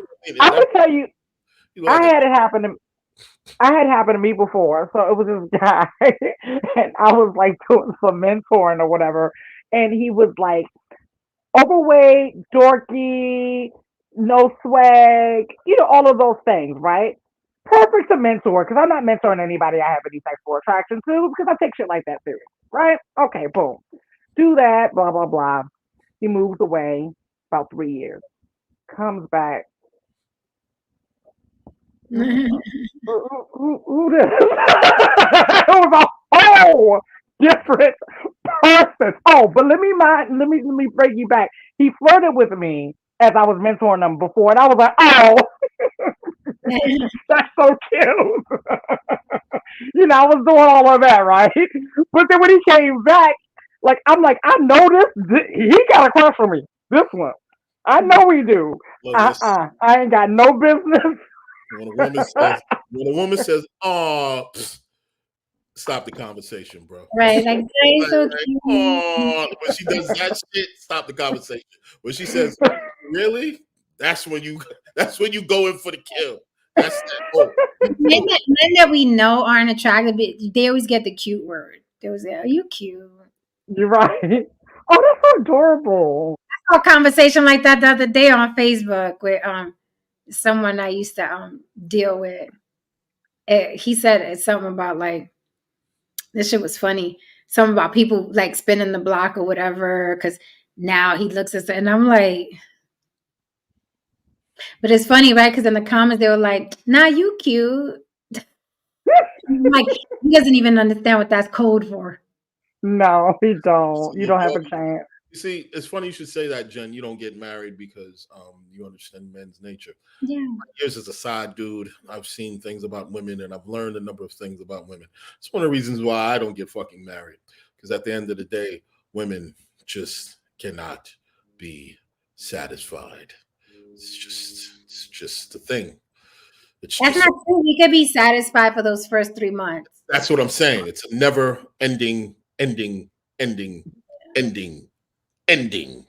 that's okay. And that's what, you know what? That's what I'm saying. Like, it seems like the people that continue to get married are the people that need the other person. Once you're a human being, hecho y derecho, and you don't need the other person, you don't have the need for marriage. You get it? Like, it's like you don't have a need, a dire, like these guys online are like, you ain't married. Thank fucking goodness, because look at y'all. No gracias, right?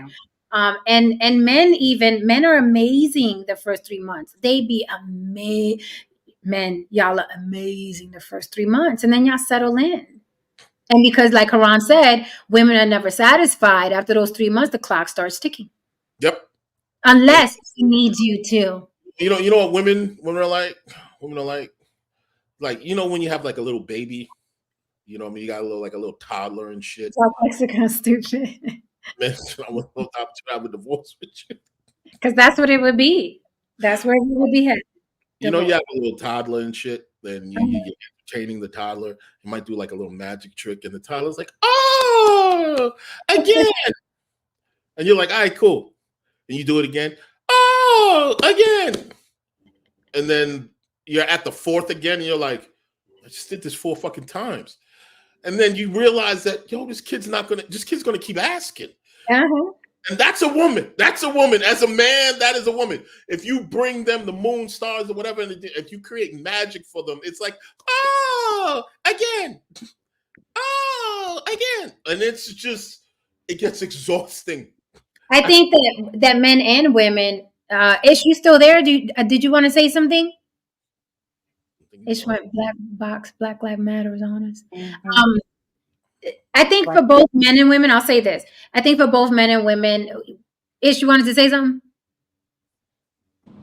No, not at all. I'm sitting here listening to Ron and his description of partnership. So I'll say this. I think men and women, I don't think either are built to be the type of human being that would keep the attention of another person, to be quite honest. I don't think we're built like that. Again, I think there are marriages that last the long way. There are marriages, but I think they started a couple decades ago. Let's start there. Okay. Not in today's society. I think they started way back, and they're both coming from a place where they don't need each other. Like, what the fuck I'm gonna do if you leave? That's another good thing that creates longevity. And and also the ability to tolerate.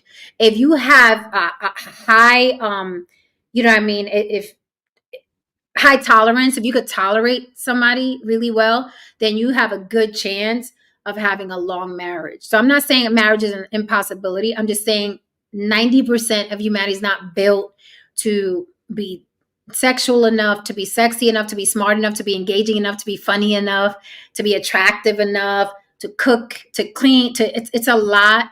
It's a lot of work, and most people aren't built for the long haul. Now, those first couple years, those first couple years are amazing. Like, I exaggerate when I say 3 months because I'm not looking for marriage. However, if you are looking for marriage, those first couple years are going to be amazing. It's going to be amazing. Oh, look, we're newlyweds. You know what I mean? And then after that, it's like, why do you keep putting the dishes like this in the? I've asked you like 5 times. Why are you putting the dishes away like this? That's how the conversations go. That's how the conversations go. And it's like, it's bliss. It's bliss when you live by yourself. Even if you're like, damn, be nice to lay with some shit. I figured it out with my pillows, honey. I figured it out. I got a whole system. I got a whole system with the pillows. And you know, and it's to me, like, the missing or the wanting companionship in my life does not trump the freedom to not answer to a motherfucker. Because again, I am nice in theory and it starts a couple weeks in. Do you have to say that when you're on the show? Do you have to wear that when you're on Instagram? Do you have to does that guy have to talk to you? It literally starts within a couple fucking weeks. And then you want to get on my the last nerve that I have for men, start doing that shit. And they all claim they're not. I wouldn't do that. I'm secure. I don't care. I know what you do. I know what you do. I know that's just for spins. I know that's your business. I know that. I don't care about none of them niggas. I don't care about that. In a couple weeks in. Who that nigga that's always leaving that comment in you? There's a You're like, fool. Like, who are you talking about? I don't know these. Pay attention to these fools. Like, what are you remember, I had about? an ex who had a fucking thorn in his side about some motherfucker that used to always say, "I love you, Jen," on the thing. Right, people say that to us all day long. And I didn't know, first of all, who he was talking about. That's one. Okay. Second thing is, guess what? After we discussed and found out who it was, guess what? I'm no longer with that guy. And guess who's still saying I love you in my comments? Mark Waldo. Shout out to Mark Waldo. He's still saying I love you in my comments. And I don't know what he looks like. I've never clicked on his page. Right. What his avatar is. If that man walked up to me in the street and said, "Hey, Mark Waldo," I'm gonna be like, "From Facebook?" Like, I wouldn't fucking know. They're literally like, some people are literally just a name in the comment section, and they don't understand that. Like, it's so weird. Like, I'm like, you obsessing over people that I don't even notice. I don't even know these people are From a alive. male's perspective, though, once those critiques pop up of every so often, then you start looking around for where the nearest water hole is.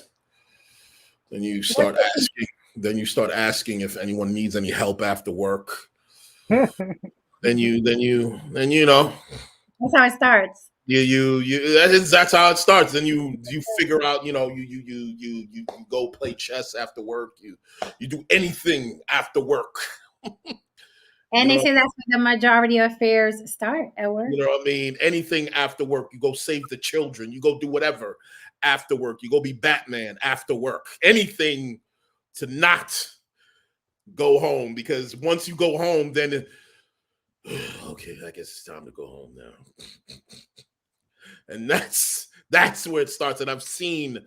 I've seen men just crumble and become shells of themselves, and constantly in states of paranoia, as if they got the DEA on their ass. You know what I mean? They're always just like, she around the corner. She, you know what I mean? Like, seriously. And you're like, nah, bro, you're going to be, I got to get out. You know what I mean? And it's sad to watch. Mm-hmm. Sad to watch. That's why it's funny, because even the people like the Smiths are a great case study, because she preached a lot. Like, Love is letting someone be who they are. Love is not caging someone with limits. And then love is, and according to them, they did that shit all the time. And look at that mess of a marriage. So it doesn't work on the either side either, right? You know what though? She's right. But I'm gonna tell you where the miscommunication happens, because we talked about this earlier. That shit works for our friends. We do allow our friends to be human beings. We do allow them to be whomsoever. We love them for that.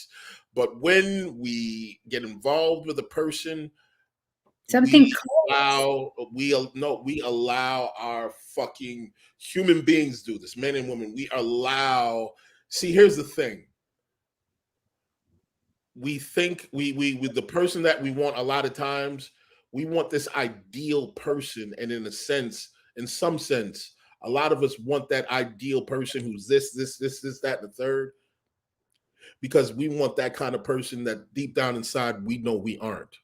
See, when you're with your friends, you know what I mean? You know, you got flaws. Everybody's got flaws. Shit happens, blah, blah, blah. You come together, blah, blah, blah. You work it out. You punch it out. Whatever it is you do.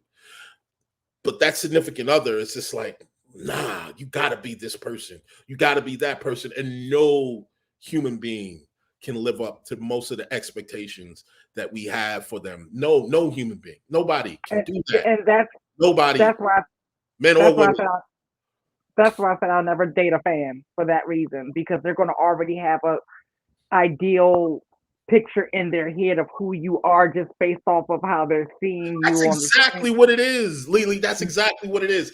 People have this ideal concept of what that person is that they've been wanting and waiting for. And it's kind of like fan worship. It really is. It's really kind of twisted. It's like, this is the ideal person that I want. And when I meet that person, then everything's going to be okay. And then you realize that person does not fucking exist, man. It does not fucking exist, male or fucking female. Because guess what? If you put it on the flip side of things, you're not that ideal person for that. Nobody is. There was something that Johnny Depp said that stuck with me so hard, because it was something that I had already been thinking, but he put it into interesting words. So before we get out of here, I want to play this, because this is exactly how I feel about relationships. This thing right here, when he said this, it hit, boy. Johnny Depp is a very wise man, by the way. He is. Very interesting character. I guess Ish got to his date. He dropped off. All right. This thing right here. Oh my goodness. I said, shit. I was like, that's it. That's how I feel. You see that? Yeah, man. Okay. Ooh, the way he explained it. Would love to be able to be themselves, but they can't, because they must fall in line with the person in front of them.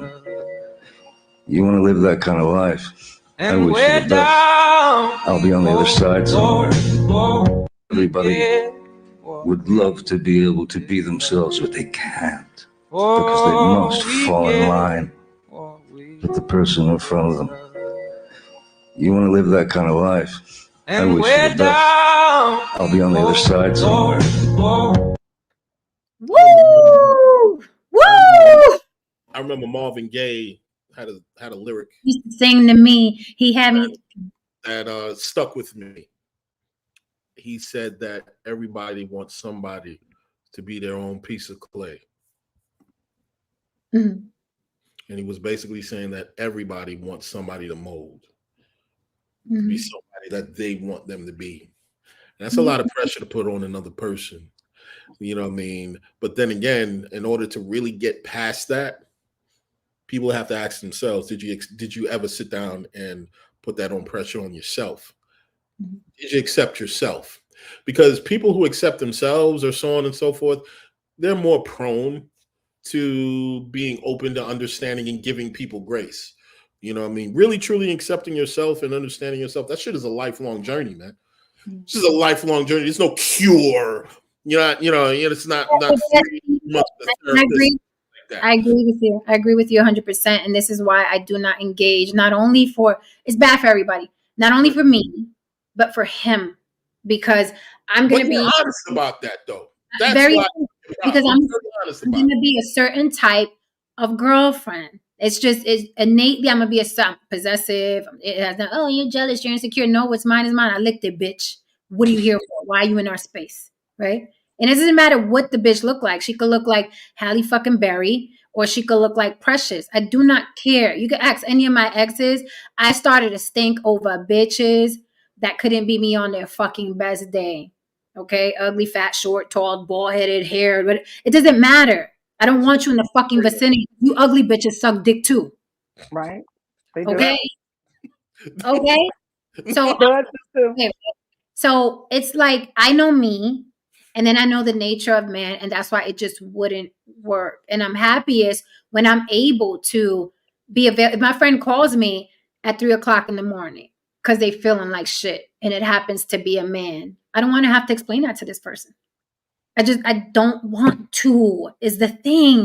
Well, you have to compromise if you're in a relationship. Well, how about I don't be in a relationship and I don't have the pressure? I'd rather be there. Sorry, sounds crazy, but I'd rather be available to my friend at 2, 3:00 in the morning. You know what, man? There's a lot of people who feel the same way as you do, but they said, fuck it. They just going to be in a fucking marriage. They just going to be in a relationship because of the pressures, these social pressures. That, oh, you're this age. You better have a family. You better have you know what I mean? A lot of people feel that way.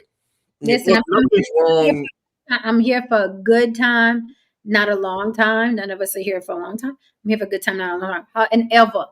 Like what Johnny said really stuck with me because he said everybody would love to be themselves, but they got to fall in line with the person in front of them.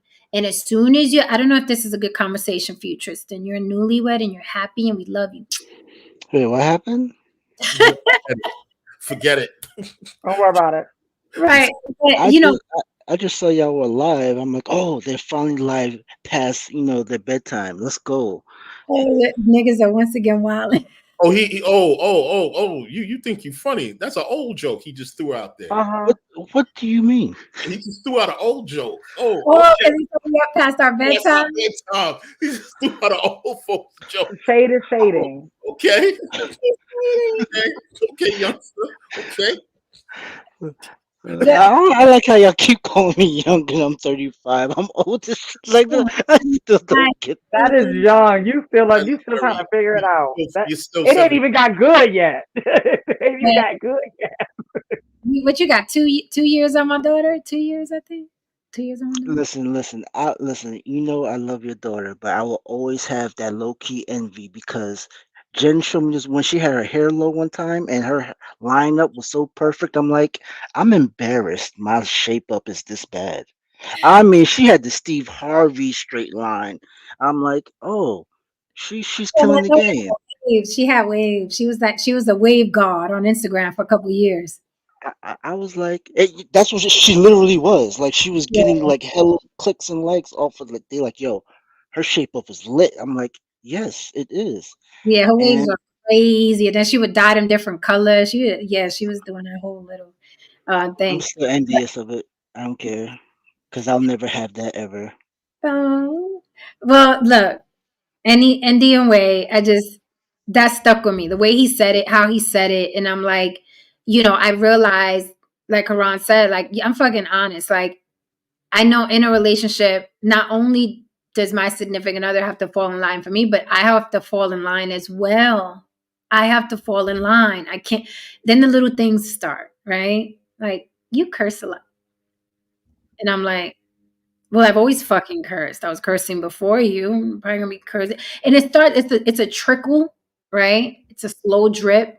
And I don't ever want to be in that situation where 6 months in, I'm unrecognizable to myself. And I owe myself, okay? I owe myself and I deserve to be me and what makes me happy. First of all, can't no motherfucker code switch like I code switch. Okay, so you guys saw me at the Grammy show in a fucking gown, and then you'll see me in the Bronx with my Timberlands and a bubble coat. Okay, I'm a code switching motherfucker, so you don't ever have to tell me I curse too much because I know when to do and when not to do it. Okay, I know when it's apropos, but it starts Candace need to switch that hair. God damn, she looked that bad before. No, that's old. Right. That's how she was before. The She looked like original. a frog. Yeah, No, that's the original Candace.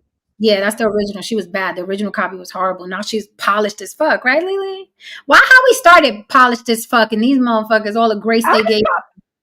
I've been trying to figure that out because I'm like we giving a whole glam team, Right. and we are the glam team. So Yeah, we just for now, This is one of my favorite photos. I swear to God, she was picking on her around for no reason. Yeah, she was like, that do be me. That'd be like, when that's not Haran anymore. nah. That's old Haran. So I came to that realization, like he's gonna, because I was always worried about me. I mean, what I would be putting him through. Like, oh, he's gonna be this because I'm gonna be this. I'm possessive and blah blah. But then I was like, wait a minute, they start doing that shit to me too. Like, so that's what you wear every time you go live? Like you wear them low cut shirts? Like it starts to then I'm like, yo, before you, I wasn't having these conversations. And if I wanted to stay single and fuck around, why would I have you on my phone? Did you not see me on Instagram? Do you not see I'm an entertainer? right. That is why you sir. Most geese guys cannot handle being with an I'm assuming the entertainer. conversation now. It's gotten to a place now. I'm hearing them even say if she has a lot of followers, they don't even want to talk to her. Mm-hmm. You seeing that too? Uh-huh. That's And okay. also, just being the life of an entertainer, period, it's tough. Mm-hmm. You know what I mean? Like, it's all well and good, like when a guy's starting out, you know what I mean, in whatever endeavor he's going for, whether it be entertainment, sports, or whatever, even if it's something high end, he might get some kind of attention, maybe, but it's never going to be the same kind of attention once he succeeds. Mm-hmm. And you have to be a certain kind of woman in order to deal with that. Because yes, there's going to be women who, this is even if you're bad, there's going to be women who are going to show up who look just as bad or badder than you. And whatever little insecurities that you had or shit like that, that shit is going to bubble up to the forefront because it's like. But Haran, like I said, she doesn't even have to be bad. She could just have something that I don't have. Right. No, for men, yeah. For men, she don't got to be bad all the time. She got to be bad. I could just let's say it could be better. Let's keep it a buck. Most men cheat down. Let's keep it a buck. Like, well, most men cheat down because it's easier. They want exactly. It's easier, and they want the. I'm just keeping it a buck. I'm giving you game right now. It's just easier. It's just easier to cheat down because if you cheat up, guess what? I probably got to pay more for what I pay for you. I probably go through more than what I got to go through you to get that. So guess what? You got them right. I'm going to cheat the fuck down. And you got to deal with more because you cheat up. That girl has options too, so it could get messy. So you just jump out of the frying pan right into the fucking fire. But when you cheat down, then it's like, oh, this chick is just happy to be seen with me. Oh, she about to do it all, baby. I'm about to get taken care of. Yep. But it's I'm not interested. Shout out to everybody who is, and good luck to them and stuff. It's just not. It's not for me. But yeah, that Merrick thing is just. But it's great for Tristan. Tristan's gonna be married forever. He's gonna have lots of people. Oh yeah. Listen, I think people they like to find they don't want to put in the work. You don't get married just to get married. You don't mark it off. It's not a box to check. It's like when I married my wife, the thing was my father told me this question. It's can you deal with the unmet expectations of this person? The answer was yes. He said, if you have to think about it, don't marry her. I didn't have to think about it. So through and through, I'm like, all right, I can deal it with this person. are you going to deal with the person that if they change in the next 5 to 10 years? Yeah, I can do that.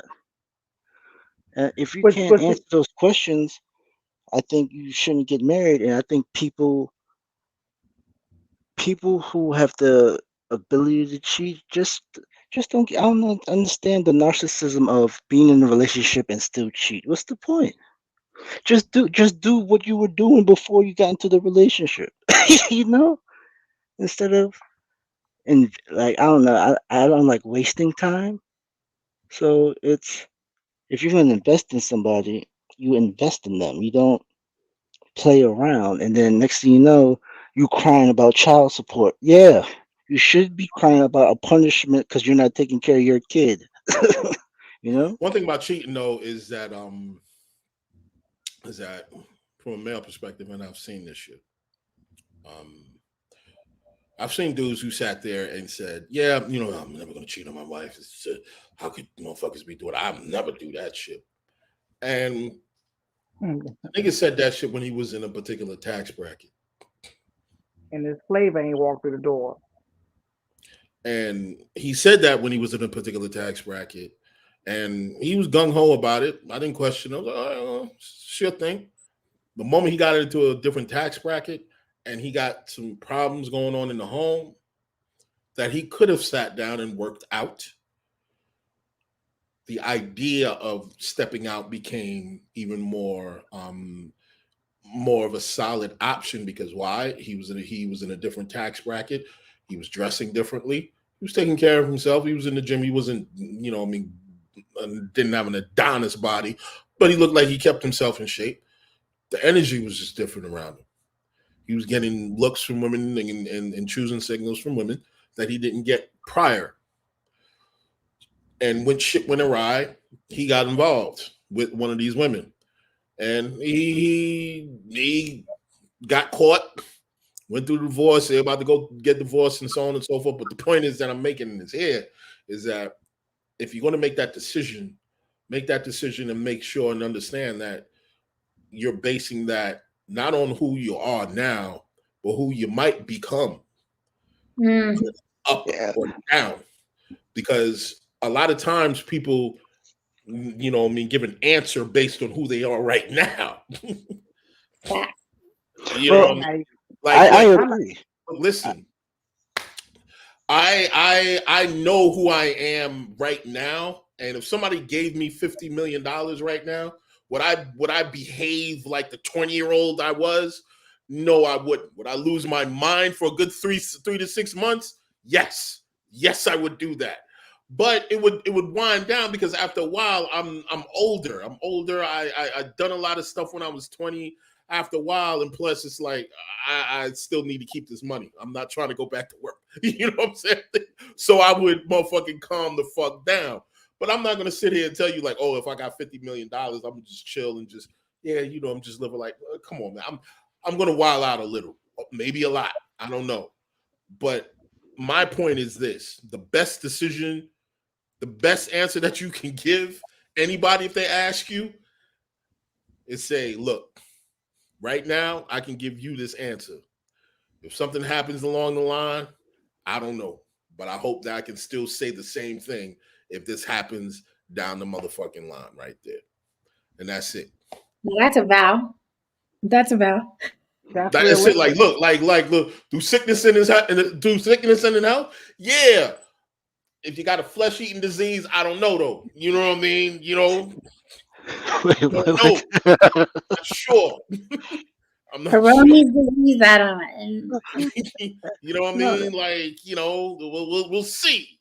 But I will agree. try my best. I can promise you that. I agree, and that's what I tell everybody. I'm like this. I'll do the best I can because I can't make promises I can't keep unless it's Ghost, because Ghost fucking hounds the fuck out of you. Listen. So listen, I'm like, yes, ma'am. I'll get it done, and I'll get that shit done. Y'all be making me sound like I'm a fucking tyrant. I'm not. Hold on. What's the? How many nights that you did not sleep to help out Ghost? Oh my God, man! Thank you. That's it. Thank you. That's it. That's the answer. What was the question? How many nights he did not sleep when he was just helping you out? Oh, What, oh no! Wait a minute. No. No, What? helping you out. Times I did Like if sleep. you like if you ask for something and Yeah. Havon was just like, okay, I'm gonna do it, but he didn't go to sleep after you told him to do it. He didn't like go to sleep and do it in the morning. He just did it right then and there, and didn't sleep out throughout the night, and just stayed up all day. Thank you. Actually, no. Actually, you no. try, No. Wait. you think about No. I'm gonna be honest.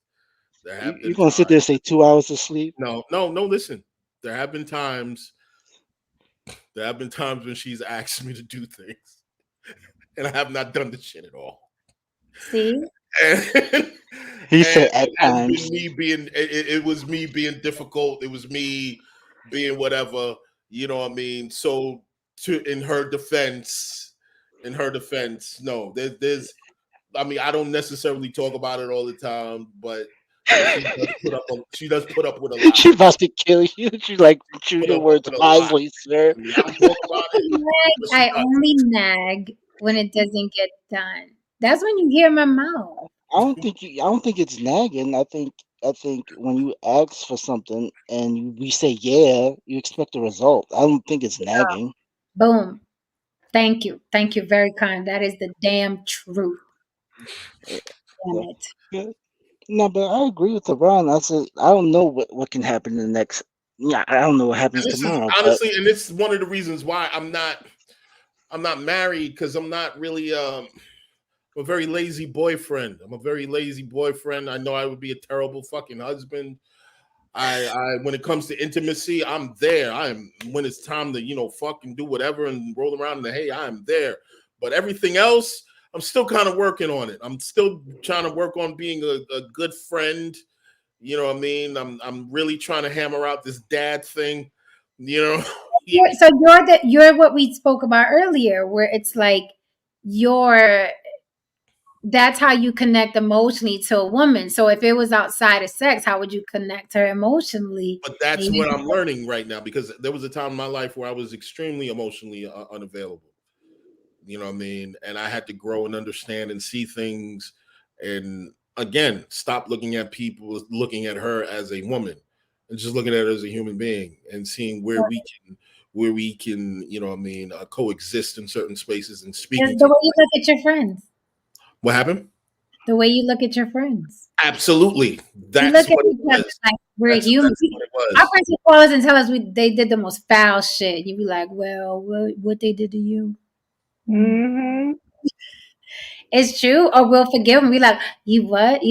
And we don't look at our partners like that. We expect a lot from our Yeah. partner. And I'm not going to fall in line. Like Johnny Depp said, I'm not going to fall in line with the person standing across from me. And, again, it happens very quickly. It happens very quickly, a couple weeks in. Why don't you, no, motherfucker, why don't I not? And you go back to where you were and I go back to where I was and everybody's happy. How about me?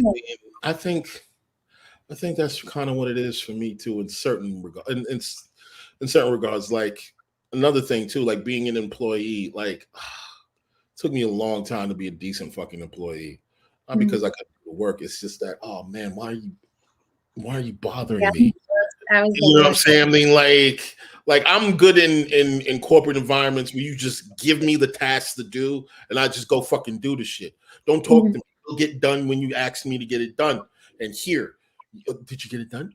Did you get it done? Are you going to go show up to the meeting? We have a meeting right now. Are you showing up? What did you fill out your timesheet?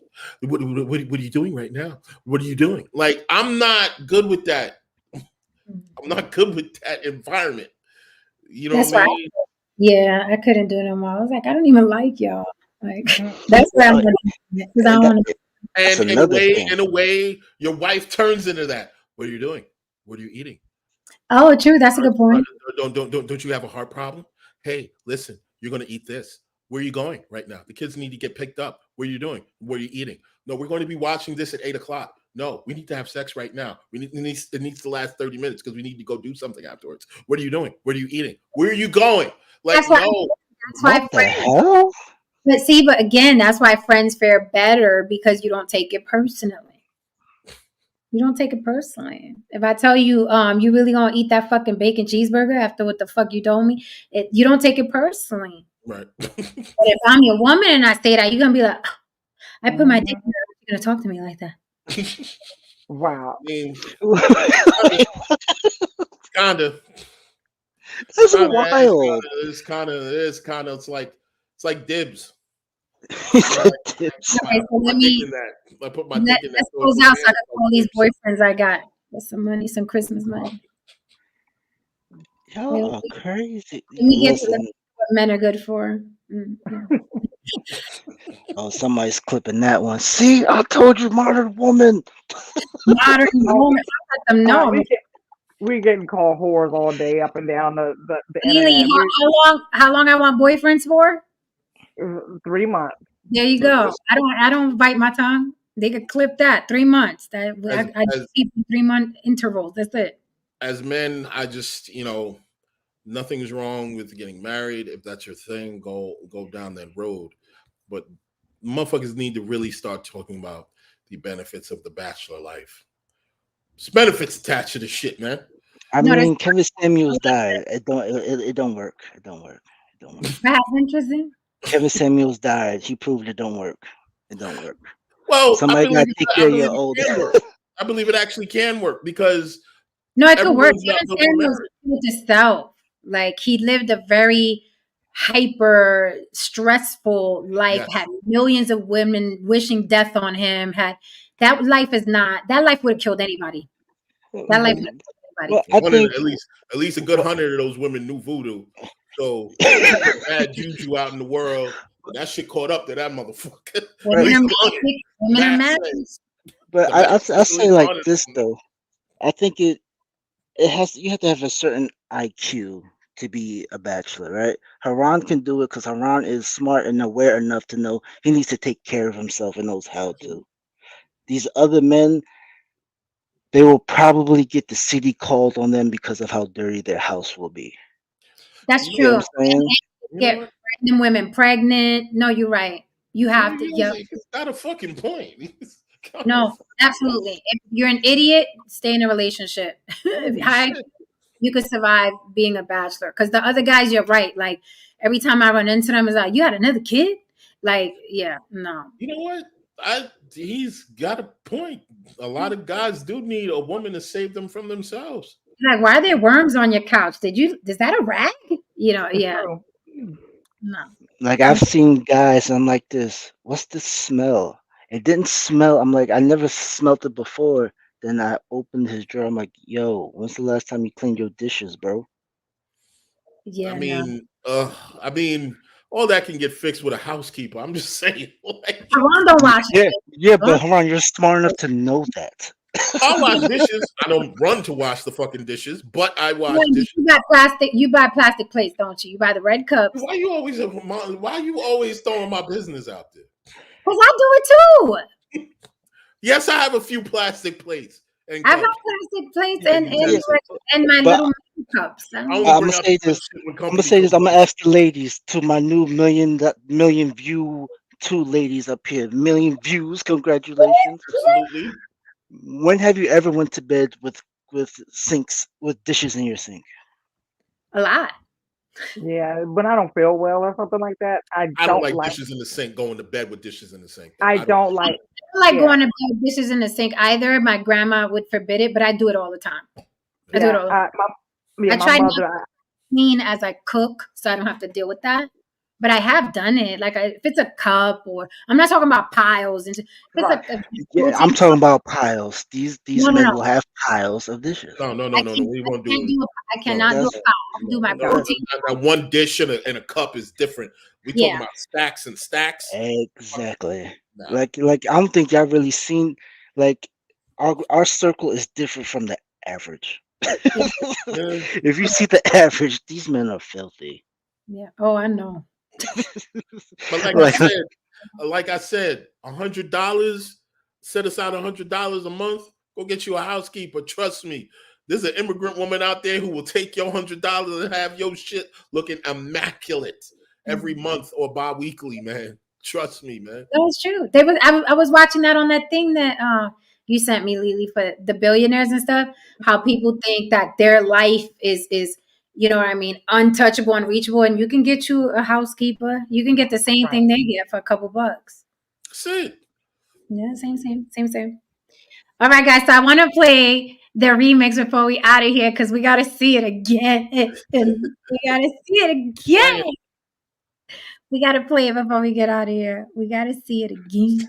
Abby said everything tastes like soap when niggas wash I dishes. know. I'm really. Ooh, I don't like nobody washing my dishes but me because of that. I'm like so particular. I want it squeaky clean. I want everything, and I don't use dishwashers. I hate dishwashers. Oh, I won't touch them. They're never thorough enough. Mm-mm. I like like my who dishes invented clean, that and my shit? water be scalding hot. I be having my water scalding hot when I do dishes, and I put a little bleach in my water. Yeah, I've been. Yeah, I don't do no yeah, bleach. yeah. I do a cap full of bleach. Yep, just all you need is a cap. Why are you bleaching your dishes, Lily? Who's eating off your dishes? No, like all you need a cap. 10% bleach kills everything. Like seriously, that's all you need. Just one cap. Bacterial soap, dishwasher soap. No, Nah, you my never thing heard is, that. Like I Yes, got that from restaurants. I use the antibacterial soap. See, Yeah, but I use that too. back in the day, our parents they cleaned with some real crazy shit. They Remember the really. ammonia days? Oh Oh, my no, I The god! don't touch ammonia. ammonia all over the fucking floor. Oh my god, my All mom over the was counter. out. Your Yes, whole fucking house used to smell like a hospital. yes, the ammonia was I crazy. can't take that ammonia. I told you I And have a it stinking sense feels of smell. you really good Mm. with a Yeah. tooth. Well, vinegar is the best thing to put in clothes. Yeah. Thank me later. Vinegar is.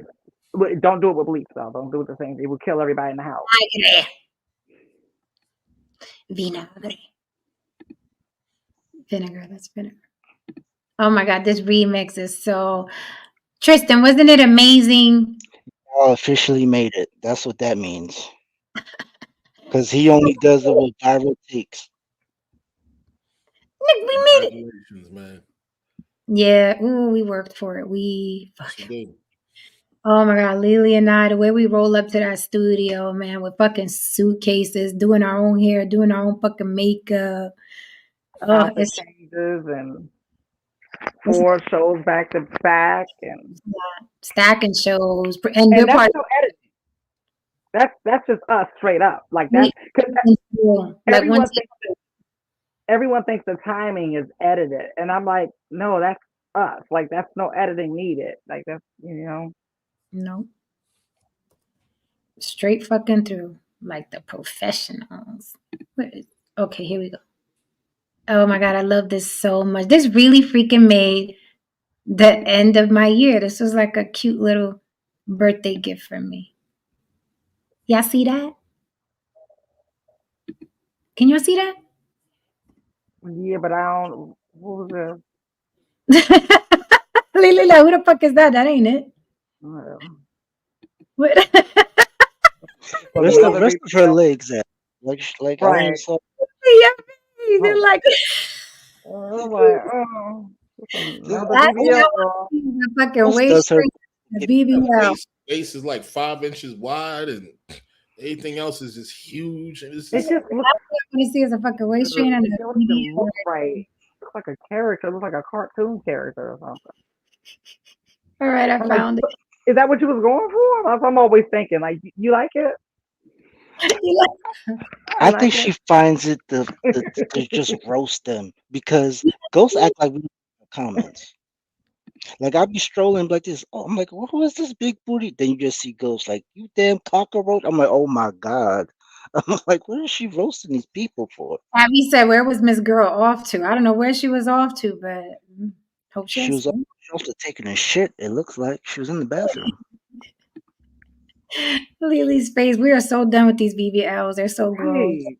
It is. It's like at this point they just look. It's we went through a period where we got used to it, but then after a while it's just Enough. now it's like you still doing that? Like y'all still doing? Like who's still getting cut up like that? And that bullet wound belly button is gross. Wait, y'all just got this? When did this reel come out? Like yesterday, right? Today. Today, and you're at 90K already. Yes, honey, that happened today. All right, let me play it. was at They 90K, brag that is about, so well, my fucking woman's awesome. only been with 2 or 3 men, right? And then I have to inform them. Do you know that those 2 or 3 men were said, my woman only had 2, 3 men. Well, those 2, 3 men, all up in the face, in the ear, in the hair, all of that. skeeting in her eye. Right. It's still DNA left in the scalp. Banging from all sides, picking her up. First thing in the morning, put it in her mouth. Swing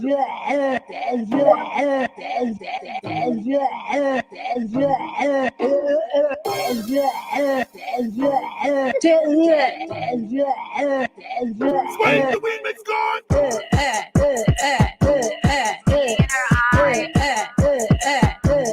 Face, the ear.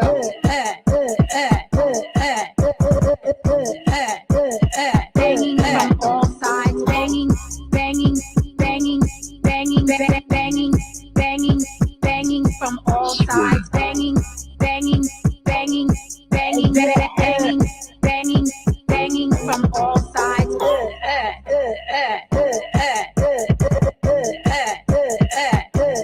Face, the ear.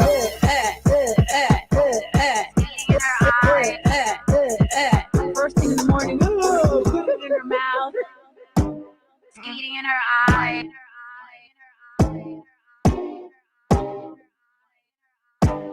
Eating in her eye. Swing the remix gone.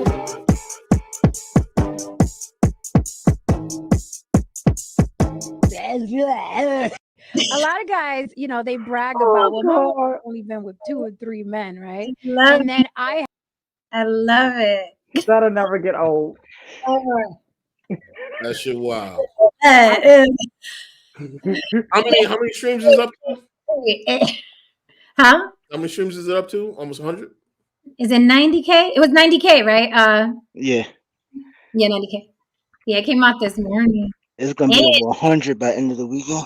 Oh, for sure, for sure. And whatchamacallit, he has his Facebook page has just as many followers, so he's gonna throw it on there, and then it's TikTok. We're gonna be all over the place. It's gonna be all over the place. Sister his sips. Our new episode drops tomorrow. What perfect timing, man. Right. Tomorrow. Our new episode drops mañana. And the topic is men who want to see women destroyed. Yeah, we get into that. Really, really good. Really, really good. Is it me or is everybody on the block winning this year? Just saying. Just saying. Is it me? Damn. Yeah. Imagine what happens when you put in real life work, internet. Oh, shout out to the manosphere who's still doing them dusty ass. I'm joking. Y'all stay over there. Yeah, nice. Over there. Now we really doing it. We really doing it. I'm very, very proud of us. We stayed the course, and we could have grifted at any point in time. We stayed the course, and we have real love up here. So that's Yo, look, listen, they're about to come in for all them little bots. They're about to come in for all them little fake spins. A lot of these motherfuckers. Oh no, they coming. YouTube is coming. Spotify is coming. All of them are coming for all them little fake little shits, and they cracking down. Them motherfuckers coming back for their corners. So all y'all motherfuckers who got that fake shit, who didn't choose to go organic, and you rested on beef in order to be relevant, you're gonna see, man. Because at the end of the day, most of you aren't really artists. You're not entertainers. You have no scope. You can only cause fucking trouble. That's it. You can cause trouble. You know what's funny? And it's funny, like any other street, they all claim spaces. You in a state, you in that state, you there, and then the white man come in and remind them this is our street. Exactly. Isn't it beautiful? You know what? In this case, yes. Like they will sit there. I've said it. I said it's.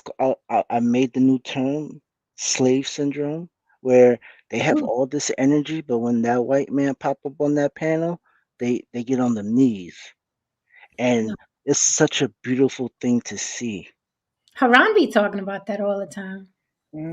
Look, and another thing too, always remember at the end of the day, even without YouTube, even without whatever it is, an artist will always be an artist. An artist does not need tools. Amen. So it's merely an instrument, an extension of an artist's creativity. A hack needs a tool. A hack needs a certain kind of thing because that certain kind of thing helps them do the certain kind of thing that makes them look like an artist. Okay, so a lot of you motherfuckers need YouTube. You need these places. You need that. But if it came down bare bones, mano y mano, can you pack in the people? Can you entertain? Can you step on stage and really entertain? A lot of you would fall apart. And that's the reason why I said that comedy is really the last fucking bastion of artistry in this world. Because you can be all these things, you can be all these things online, but once it's time for the show to start, how many people are in the crowd, and can you be fucking funny? Can you be fucking funny? When they open that curtain, it's just you. Exactly. It's just you, the mic, and the people. Right. Ain't no beefing, ain't no fake spins, ain't no fake views. It's just you. Nothing. And if you can make it happen, you're that dude, you're that girl. And if you can't, you're just another hack, man. Right. Yeah. All right, guys, we are out of here because it's super late on the East Coast. We are fading. Block, fall back for 2 seconds. I want to tell you something. Okay, we're out here. Thank you, chat, for holding us down. Sisterhood Sips, Lily and I, the crew will be in the chat tomorrow. We got a new episode coming out. You guys know the episodes are only 30 minutes long, so you must be on time because they go that quick. But if you can't catch it, please watch the replay. You know, we're going to post it all over the place. It's going to be in our community section. And you have to go to Sisterhood Sips. It is not here. You can't get that here. Sisterhood Sips has its own channel. It's doing really, really well, fucking everywhere. We are over 2 million views across all platforms our first month. Do you understand that? Our first month. Okay, we got Suede the remix got on it too. So it's at our first 30 days, man. This is what we needed. The studio organic. The studio is backing us 100%. They believe in us. We have an amazing crew at that studio. They love us. They're working with us, and it's surgical, man. We're on the phone all day, every day. Beautiful, beautiful thing. But that's what happens when you really put the work in and you're authentic and you're a true artist, right? And it's funny because remember I used to say, we'll see who's around in a year. Didn't I say that? Right. Here we are. Here we are. Ain't nobody over here homeless and begging for GoFundMe money, right? No. All right. Okay. Oh shit! I forgot. That shit is beautiful. Good night. Beautiful. Good night, everybody. Good night. Bye, where the hell did Haran go? I told this man fall back.